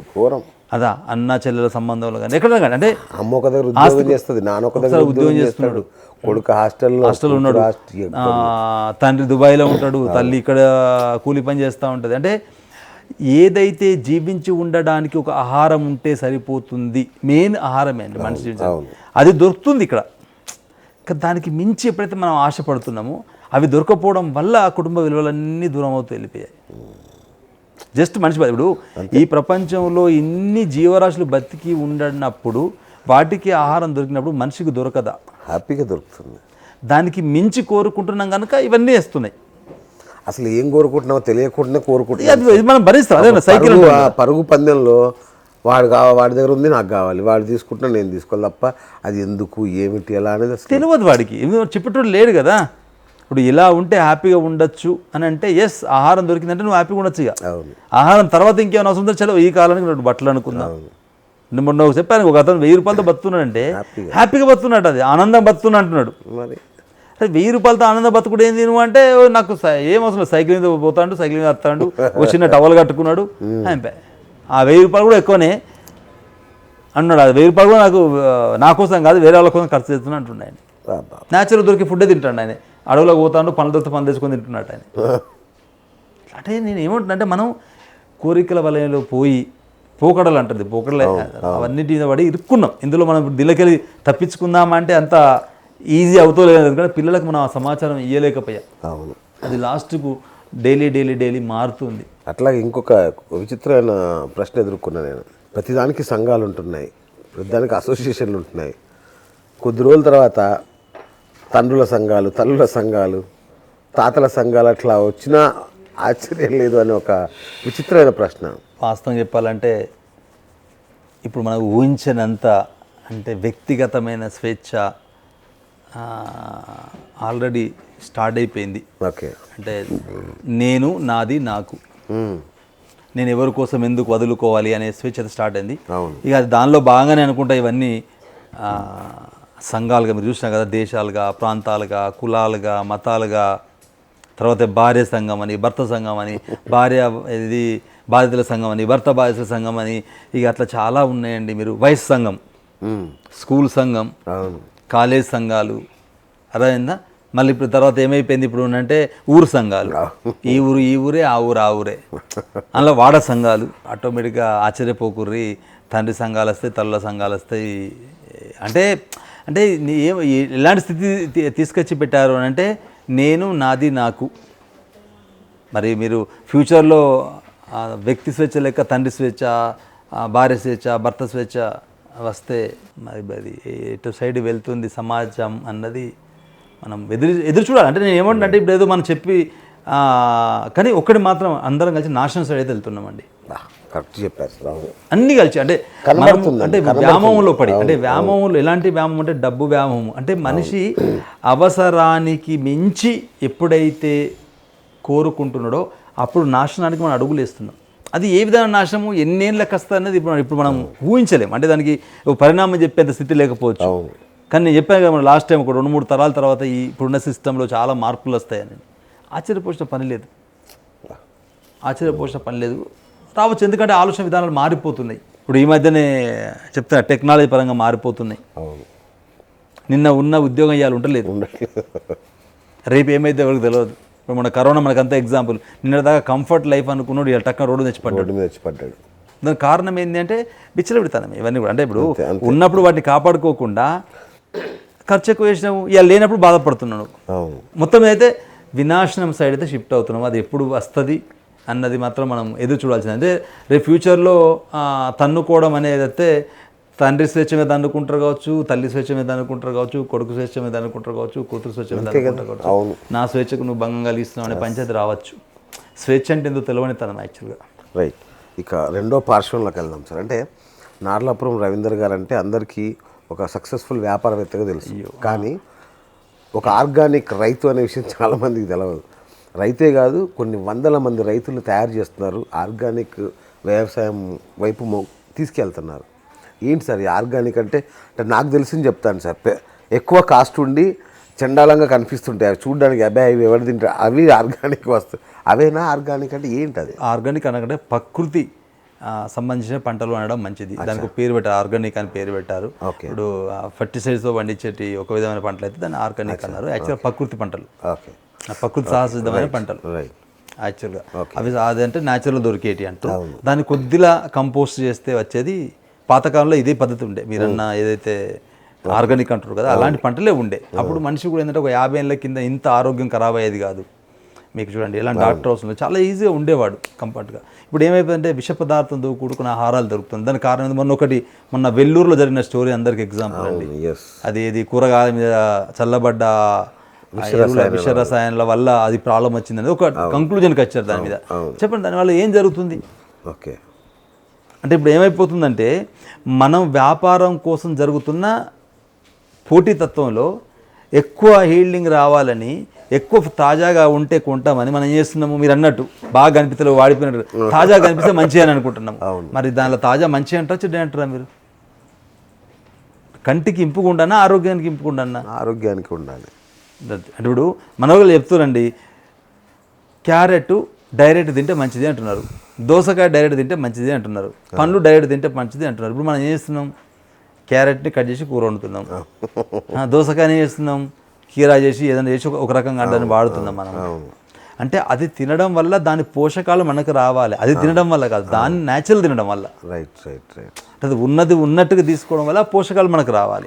ఇప్పుడు ఏమవుతుందని దాన్ని మనం అంటే కొంత పోషకాలు తగ్గినా ఎంతో కొంత దొరుకుతాయి అక్కడ. అందులో విషయం ఉందనుకోండి, అప్పుడు ఎట్లా? పోషకాలతో విషయం కూడా లోపలికి పోతుంది కదా. మరి పోషకాలు పనిచేస్తాయి, విషం యొక్క పనిచేస్తుంది. దాని ఫలితమే మొన్న వెల్లూరే కదా అది, అక్కడ జరిగిన నెల్లూరు దగ్గర పక్కన వెల్లూరు అన్నారు, అట్లా జరిగినది అదే. మరి ఇప్పుడు ఏమైపోతుందంటే ఎక్కువ పెస్టిసైడ్స్ కొట్టి ఏమైపోతుంటే అది పాయిజనస్గా మనకు తిరిగి మన దగ్గరికి వస్తుంది. దాన్ని ఉద్దేశంతో కూకొని అయితే ఆర్గానిక్ అనే ఒక దగ్గర నాకు 9 ఏళ్ళ కింద ఆలోచన వచ్చింది. కొద్దిగా మాకు తోట ఉంది, అందులో ఈ రైస్ కొద్దిగా ఆర్గానిక్గా పండిస్తూ, మామిడి పండ్లు కూడా ఆర్గానిక్ పండిస్తూ కొన్ని కూరలు పండించుకుంటున్నాం. అవే తెప్పించుకుని తింటున్నాం. అది పండినా పండకపోయినా ఎంత పడినా తింటున్నాం.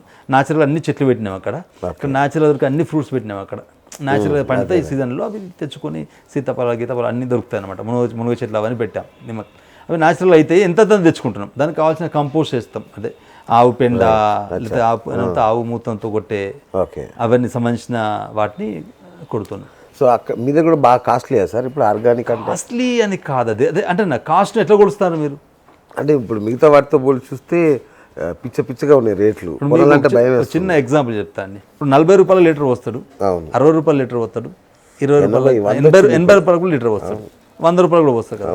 ఇంట్లో పాలు కాస్ట్లీయా చీపా? ఇక మన స్తోమతను బట్టి అనమాట. అంటే క్వాలిటీ ఇప్పుడు మనకు అదే గోల్డ్ చెప్తున్నాను, అంటే మనకు అది ఈజీ అర్థమైపోయి 22 క్యారెట్, 24 క్యారెట్, 18 క్యారెట్ అంటున్నారు కదా. Gold is a common, carrot అంటే ఏంది? క్వాలిటీ. మరి 18 క్యారెట్ బెటరా, 22 క్యారెట్ బెటరా, 24 క్యారెట్ బెటరా? అర్థమైంది సార్. మరి కాస్ట్ ఎట్లా కంపేర్ చేస్తారు మీరు?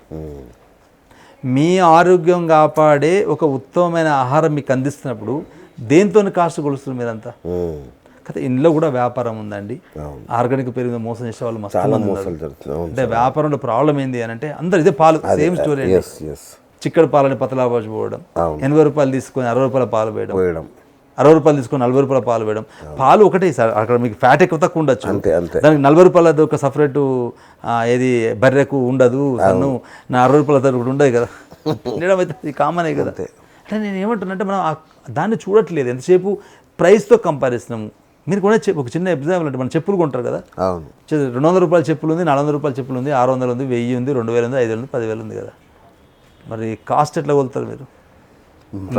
బ్రాండ్తో నీడ్ ఒకటి ఇంపార్టెంట్. నీడ్ తగ్గితే చెప్పులు సరిపోతాయి మనకు. అది పైసలు ఎక్కువైంది అనుకోండి, లావిష్ టైర్ చెప్పులు సూపర్, అవి 10 ఏళ్ళు ఉంటాయి అవి. అదే అన్న, ఎప్పుడైతే నీడ్ ఫుల్ఫిల్ అయిందో మనకు కంఫర్ట్ జోన్లోకి వెళ్ళాం, లగ్జరీకి వెళ్ళాం, లావిష్కి వెళ్ళాం. Lavish is a brand. అది దాని గురించి అంటే పైసలు ఉండి ఖర్చు పెట్టకపోవడం పక్క పెట్టడం, పైసలు లేక ఖర్చు పెడితే మాత్రం కంపారిజన్లో ఇబ్బంది వస్తుంది. అంటే మీరు రైతుల కోసం ఒక వినూత్నమైన ఏర్పాటు చేశారు మీ ఏరియాలో. అంటే రైతులందరినీ ఒక నూతనం ఏం కాదు, అంటే ఆర్గానిక్ ఫార్మింగ్ చేసిన రైతులకు ఒక ప్లాట్ఫామ్ ఇచ్చాం. అంటే వాళ్ళు వాళ్ళ పంటలు తెచ్చుకొని ఆ ప్లేస్లో అమ్ముకోవచ్చు. అంటే నాతో పాటు కొంతమంది రైతులు కలిసి అందరూ మనుషులు చేసాం. మనం ముందు ఛానల్ అంటే నాకు 7-8 ఇయర్స్కి వెళ్ళి ఆలోచన ఉండే, ఈ ఆర్గానిక్ ఫార్మింగ్ చేసిన వాళ్ళంతా వాళ్ళు అదే మొత్తుకుంటారు, మేము పండిస్తున్నాం కానీ మార్కెటింగ్ చేసుకోలేకపోతున్నాం, అది కాస్ట్లీ అంటున్నారు అని ఒక అందరూ అపోనే యాక్చువల్గా. ఇప్పుడు అంటే ఎందుకంటే ఇప్పుడు మందులు వేసి పంట పండించినాం అనుకోండి, అదే ఎకరంలో మనకి 40-45 బత్తాలు వస్తాయి. అవును. అదే యూరియా ఫెర్టిసైడ్ వేయకుండా పండిస్తే 25-30 బస్తాలు వేస్తాయి. ఓకే. అది కాస్ట్లీ అంటే ఆరోగ్యపరంగా చాలా చీప్. అది మీరు అక్కడ డాక్టర్ పెట్టాల్సి వస్తుంది, మిగతా రోగం. మీరు ఎన్నిసార్లు హాస్పిటల్, ఇది రెగ్యులర్ ఇవే తినండి, మీరు మినిమం 60-70% హాస్పిటల్ కట్ చేయొచ్చు, అసలు అవసరం లేదు మీకు. కాకపోతే ఏంటంటే మనకి ఏమైందంటే ఇప్పుడు అంత ఈజీగా అర్థమయ్యే కనిపించేది కాదు కనుక చాలామంది ఏమనుకుంటే ఏముందంటే రోగం అయితే డాక్టర్ ఉన్నాడు కదా అనుకుంటున్నారు. ఇప్పుడు అట్లా అంటే అతను ఇప్పుడు ఉన్న చనిపోయింది కదా, అన్ని కోట్ల పైసలు సంపాదించి ఆపిల్ సృష్టికర్త, మరి ఆయన పైసలు కాపాడలేదు ఆయన ఒక కొటేషన్ కూడా ఇచ్చాడు కదా, మంచి మాట. అవును. ఇది కూడా అంతే. ఇప్పుడు మీరు మీ ఆరోగ్యం కోసం కావాల్సిన ఆహారం తీసుకుంటే సరిపోతుంది. ఇక్కడ ఇప్పుడు మిగతా వాటి బట్టలను పెట్టకండి, ఆహారాన్ని పెట్టండి. లావిష్ పెట్టకండి, ఆహారాన్ని పెట్టండి. లగ్జరీ పెట్టకండి, ఆహారాన్ని పెట్టండి. ఆహారం అయితే మిమ్మల్ని కాపాడుతుంది. ఇప్పుడు ఏ షర్ట్ వేసుకున్నా సెకండ్ స్కిన్ అంటే సరిపోతుంది కదా. అది మనకు రాకుండా ఏమైతుందంటే అపోహలకు వెళ్ళాం, బ్రాండ్లకు వెళ్ళాం. అదే చూడండి, కూరగాయల కాడ బేరం ఆడతారు, హోటల్లో చూసినారు కదా, మీకు ఎంత లావిష్ తింటారు. అక్కడ 1000 రూపాయలు చిన్న టమాటా కర్రీ ఉంటుంది, అది 1000 రూపాయలు అవుతారు ప్లేటు. అదే టమాటాలు యాక్చువల్గా పండేది ఎంత, 40-30 రూపాయల కిలో. 40-30 రూపాయల కిలో అన్నది అక్కడ 400 రూపాయలు ఉంటుంది. వండడానికి కాస్ట్ అంటే లేదు, ఓకే వాళ్ళు ఫెసిలిటీ ఇస్తున్నాడు, అది మనం వాళ్ళ గురించి కామెంట్ చేయడానికి వీలు లేదనుకోండి. ఎందుకంటే వాళ్ళకున్న ఫెసిలిటీ, ఆ ఎన్విరాన్మెంట్, ఆ నీట్నెస్కి వాళ్ళ జీతాలు ఇస్తారు కావచ్చు, మంచి క్వాలిటీ జీతం ఇచ్చి అవన్నీ పెట్టి తప్పేం కాదు అక్కడ. దాంతోపాటు ఈ ఆర్గానిక్ కూడా ఇస్తే బాగానే ఉంటుంది. సార్ ఇది అందరికి సాధ్యం కదా ఈ ఆర్గానిక్? ఎక్కడెక్కడ ప్యాచ్లు చూస్తుంటాం కానీ ఇప్పుడు అది ఒక మా నిర్మల్లో ఒక 300 మంది రైతులు, 350 మంది రైతులు అయ్యారు. ఓకే. గోశాలలు మెయింటైన్ చేస్తూ గోవుల ద్వారా ఆ పెండను ఆ కంపోజ్ చేస్తూ చల్లుతున్నారు. ఇప్పుడు ఒక 300 మంది అయ్యారు. ఫ్యూచర్లో అది 1500-3000 మంది అయినా ఆశ్చర్యపోవద్దు. మంచి ఆలోచన. అంటే మనం ఈ సమాజానికి ఏమి ఇస్తున్నాం? ఓకే. ఆరోగ్యం అయితే ఇస్తున్నాం, అందులో ఇంకా మంచి ఆరోగ్యం అయితే ఇస్తున్నాం, మంచి ఆరోగ్యానికి సంబంధించిన ఆహార పదార్థాలు అందిస్తున్నాం. ఆ సాటిస్ఫాక్షన్ కోసం చేయబడ్డది. కొంతమంది రైతులకు అది మార్కెటింగ్ చేయడం ఇబ్బంది ఉండే, ఇప్పుడు మార్కెటింగ్ చేయడం కూడా ఈజీ ఉండదు. మేము ఫ్యూచర్ దాన్ని కూడా మేము ఏది ఇప్పుడున్న దాన్ని ఏమంటారు, ఈ సిస్టాన్ని ఉపయోగించుకొని, ఏది టెక్నాలజీని ఉపయోగించుకొని మేము కూడా ఆన్లైన్లోకి వచ్చి బహుశా గూగుల్లో ఎక్కడో పెడితే కొంతమంది వాళ్ళు కొనుక్కోవచ్చు. డైరెక్ట్ రైతులే అమ్ముతారు ఇక్కడ యాక్చువల్ షాపుల్లో అమ్మరు. ఇలా రైతులు వాళ్ళ ప్రోడక్ట్ తెస్తారు, ఆ షాపులో పెడతారు షాంపీలు. మీకు 2 క్వింటాలు కావాలనుకోండి, ఆ రైతుకు ఫోన్ చేస్తాం, ఈ విత్తనాలు ఈ రైతుకి ఈ బియ్యం కావాలని ఫోన్ చేస్తారు. అతను మీకు చెప్తే 2 రోజులు అందిస్తారు, మీకు పంపించేస్తాం అంతే, మీరు డబ్బులు వేసేస్తే సరిపోతుంది. ఇందులో ఏం చేసిన ప్లాన్ అంటే రైతుకు బెస్ట్ ప్రైజ్ అండ్ వినియోగదానికి కూడా బెస్ట్ ప్రైజ్. అంటే ఇక్కడ ఏమవుతుందంటే వ్యాపారస్తులు 4 రూపాయలు తీసుకుని 10 రూపాయలు అమ్ముతాడు, అంటే 6 రూపాయలు కట్ అయిపోతుంది మొత్తం. రైతుకు 6 రూపాయలు ఇస్తాడు, వినియోగదానికి 8 రూపాయలకి అమ్మేస్తాడు. 2 రూపాయలు ఆయనకి మిగులుతాయి, 2 రూపాయలు రైతుకు మిగులుతాయి. ఇక్కడ వీళ్ళు అంటే ఈ షాపు మెయింటెనెన్స్, జీతాలు, కరెంటు బిల్లు అనడానికి కోసం వాళ్ళు మెయింటైన్ చేస్తున్నారు.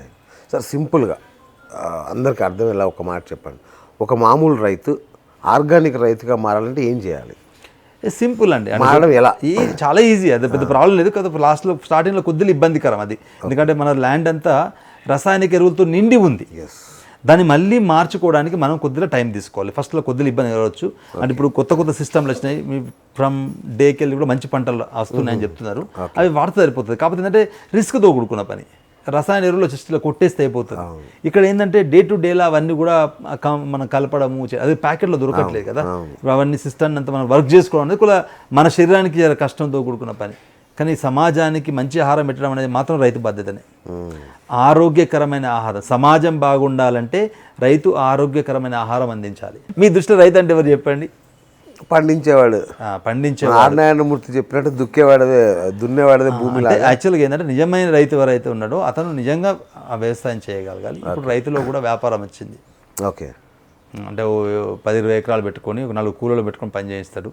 అతనికి వ్యవసాయం రాదు, అతను వ్యవసాయం వచ్చి అతను కూడా దిగితే అది కూడా రైతే. 10 ఎకరాలన్నా 4 పెట్టుకొని దున్నగలగాలి ఆయన. అంటే ఆ వర్క్ వచ్చి ఉండాలి. అంటే దానికి సంబంధించిన సమాచారం తెలిసి ఉండాలి. పంటల గురించి, దున్నడం గురించి తెలిస్తే ఆయన రైతు. ఇప్పుడు ఈ కోళ్ళ వ్యాపారులను కూడా రైతు అంటున్నారు కదా సార్, కోళ్ళ పెంపకం అది కూడా రైతులేనా? అని కూడా నిజంగా ఒక చిన్న ఎగ్జాంపుల్ చెప్తాండి. వ్యవసాయం అనే పదం ఉంది కదా, అది వ్యవసాయం అన్నారు కదా, యాక్చువల్గా సంస్కృత పదం. యాక్చువల్గా వ్యవసాయం అనేది సంస్కృత పదం. ఓకే. వ్యవసాయం యాక్చువల్ రెండు విడదీసి చూస్తే, వ్యయం అంటే ఖర్చు, సహాయం అంటే సహాయమే. అంటే నువ్వు పెట్టే ఖర్చు కూడా ఏటి వాళ్ళకు సహాయం లాగానే ఉండాలి. దాని యొక్క అసలు వ్యవసాయం యొక్క అసలు అర్థం అది రైతుకు కూడా వర్తిస్తుంది. అంటే ఎదుటి వాళ్ళ ఆరోగ్యం కాపాడడానికి కోసం మాత్రమే అతను పంటలు పండించాలి. అతను జీవించుకోవడానికి ఆ పంటల ద్వారా ఆదాయం తీసుకోవాలి. ఆ ఉద్దేశం అంత గొప్పగా ఉండాలి. దాన్ని వ్యవసాయం అనాలి. నాకు లాభం వస్తే ఎదుటోడు ఎక్కడ నష్టపోతుందని ఇప్పుడు కూరగాయలు పండించాను అనుకోండి, అది మరి అదో టైప్ ఆఫ్ కిల్లింగ్ అంటారు అంతే. ఇప్పుడు మనం చెప్తాం కదా, డైరెక్ట్ చంపలేయండి, ఒక 5 సంవత్సరాలకి వెళ్ళి 3 సంవత్సరాలకి రోజంతా విషయం పెట్టి చంపారంటే ఇది కూడా అదే బాపద్దే. అది తెలివగా చేసిరా, అది తెలిసి చేసి ఉంటారు, ఇది తెలివగా చేసి ఉంటారు అంతే. ఈ విధంగా కూడా చచ్చిపోతున్నారు కదా. ఆర్గానిక్ అనేది చాలా, ఇది కూడా ఒక ఉపనిషత్తులు వేదాల్లాగా కనిపిస్తుంది నాకు. ఇది నేర్చుకోవాలంటే చాలా కష్టమయ్యేలాగా ఉంది. మీరు అనుమతిస్తే దీంతో ఒక పూర్తిగా ఇంకొక ఎపిసోడ్ చేద్దాం. తప్పకుండా అన్ని కావాలంటే మీకు నేను నా రైతులను తీసుకొస్తాను. ప్లీజ్. అంటే మంచి మా దగ్గర స్టేట్ స్థాయి ఓకే ఆర్గానిక్ ట్రైనింగ్ ఇచ్చే వాళ్ళు ఉన్నారు, రాష్ట్ర స్థాయి ట్రైనింగ్ ఇచ్చేవాళ్ళు, మంచి ఉద్దండులు ఉన్నారు వ్యవసాయంలో చేసేవాళ్ళు. వాళ్ళు ఓన్లీ వ్యాపార దృష్టిలో చేయటం, వాళ్ళు డైరెక్ట్ చెప్తారు. నాతో అలానే కనెక్షన్ అయ్యారు వాళ్ళు. నాకు ఇక్కడ వ్యాపారం లేదు, అది ఓన్లీ నేను ఆరోగ్యకరమైన ఆహారాన్ని సమాజానికి అందియాలి, అది నా ఉద్దేశం అని చెప్పేవాళ్ళు రైతులు ఉన్నారు. కావాలంటే మీకు వాళ్ళ రికార్డ్ చేసి ఇస్తాను. అట్లా ఒక పని చేద్దాం సార్, ఈసారి నేనే వస్తాను తప్పకుండా. మా టీంతో ఆ ఆర్గానిక్ పొలాలకే వస్తాను, వాళ్ళతో మాట్లాడదాం, వాళ్ళ అనుభవాలు తీసుకుందాం. సో దట్ కొత్తగా అసలు ఈ ఆర్గానిక్ వ్యవసాయం ఏంటో అని అర్థం కాక తలబట్టుకునే వాళ్ళకి ఖచ్చితంగా ఉపయోగపడేలాగా చేద్దాం. పెద్ద ఏం లేండి, కాకపోతే అంటే కొద్దిగా వాళ్ళకు అంటే ఇప్పుడు శ్రమ లేకుండా వచ్చే ఏ పైసా కూడా ఇప్పుడు లేదంటున్నప్పుడు ఒక మనిషి 8 గంటలు పనిచేస్తే అతనికి జీతం వస్తుంది, కూర్చుంటే రావాలి అంటే కష్టం అవుతుంది. ఇప్పుడు వ్యవసాయంలో కూడా కష్టపడాల్సిందే, కష్టమే వాస్తవంగా. కానీ అది రియల్గా చెప్తానంటే వ్యవతో ఖర్చుతో కూడుకున్న సహాయం అది. సార్ కష్టం అంటే ఆయన చెమటనే కష్టం అంటున్నారు. ఇన్నాళ్ళు తర్వాత నాకు అర్థమైంది ఏంటంటే వాళ్ళకు డి విటమిన్ అలా వచ్చేస్తుంది, చెమట వచ్చేస్తుంది, వాళ్ళు నదుల్లో వాగుల్లో స్నానాలు చేస్తారు. నిజంగా వాళ్ళని మించిన ఋషులు లేరు సార్. మీరు ఋషి ధర్మం అని చెప్పారు కదా, ప్రతిదీ వాళ్ళు పాటిస్తారు. మనకు ఇప్పుడు వాళ్ళు స్ట్రైక్ చేస్తే మన పరిస్థితి ఒకసారి అందరూ ఆలోచించారు. అందరు కలిసి పంటలు పండియాలి అనుకోండి, మనం ఎటుపోతాం? పరుగు రూపాయలనే తినలేం కదా, బంగారం కూడా తినలేం. టన్నులు ఉన్నా మీరు ఏం చేయలేదు. అంటే అదే ఆ ఖర్చును కూడా సాయం వాళ్ళు చేస్తున్నారు. అది మంచి ఒకప్పుడు జరిగేదండి. ఒక బహుశా 60-70 ఏళ్ళ కింద ఇంత దరిద్రమైన వ్యవస్థ లేదు. ఇది ఎప్పుడైతే వ్యాపారం అయిందో అప్పుడు అది నష్టం అవుతూ జరిగేది. ఇప్పుడు కూడా మంచి పంటలు పండించి మారుతున్నారు. వాళ్ళకు కూడా ఆలోచనలు వచ్చినాయి. వాళ్ళ పిల్లలు ఇప్పుడు ఆ విష పదార్థం వాళ్ళ పిల్లలు కూడా పెడుతున్నారు కదా, వాళ్ళు పెడుతున్నారు. మరి జరగబోయే నష్టం వాళ్ళ కొడుకులకు కూడా 3 ఏళ్ళకే అద్దాలు వస్తున్నాయి ఘోరంగా. మరి దాన్ని బట్టి మీరు అర్థం చేసుకోండి. రైట్ సార్, ఇది పెద్ద సబ్జెక్ట్, మనం మళ్ళీ మాట్లాడదాం సార్ మరింత విశ్లేషణాత్మకంగా. Thank you sir, thank you so much. So ఇది నార్లాపురం రవీందర్ గారితో BS talk show. Keep watching top Telugu TV.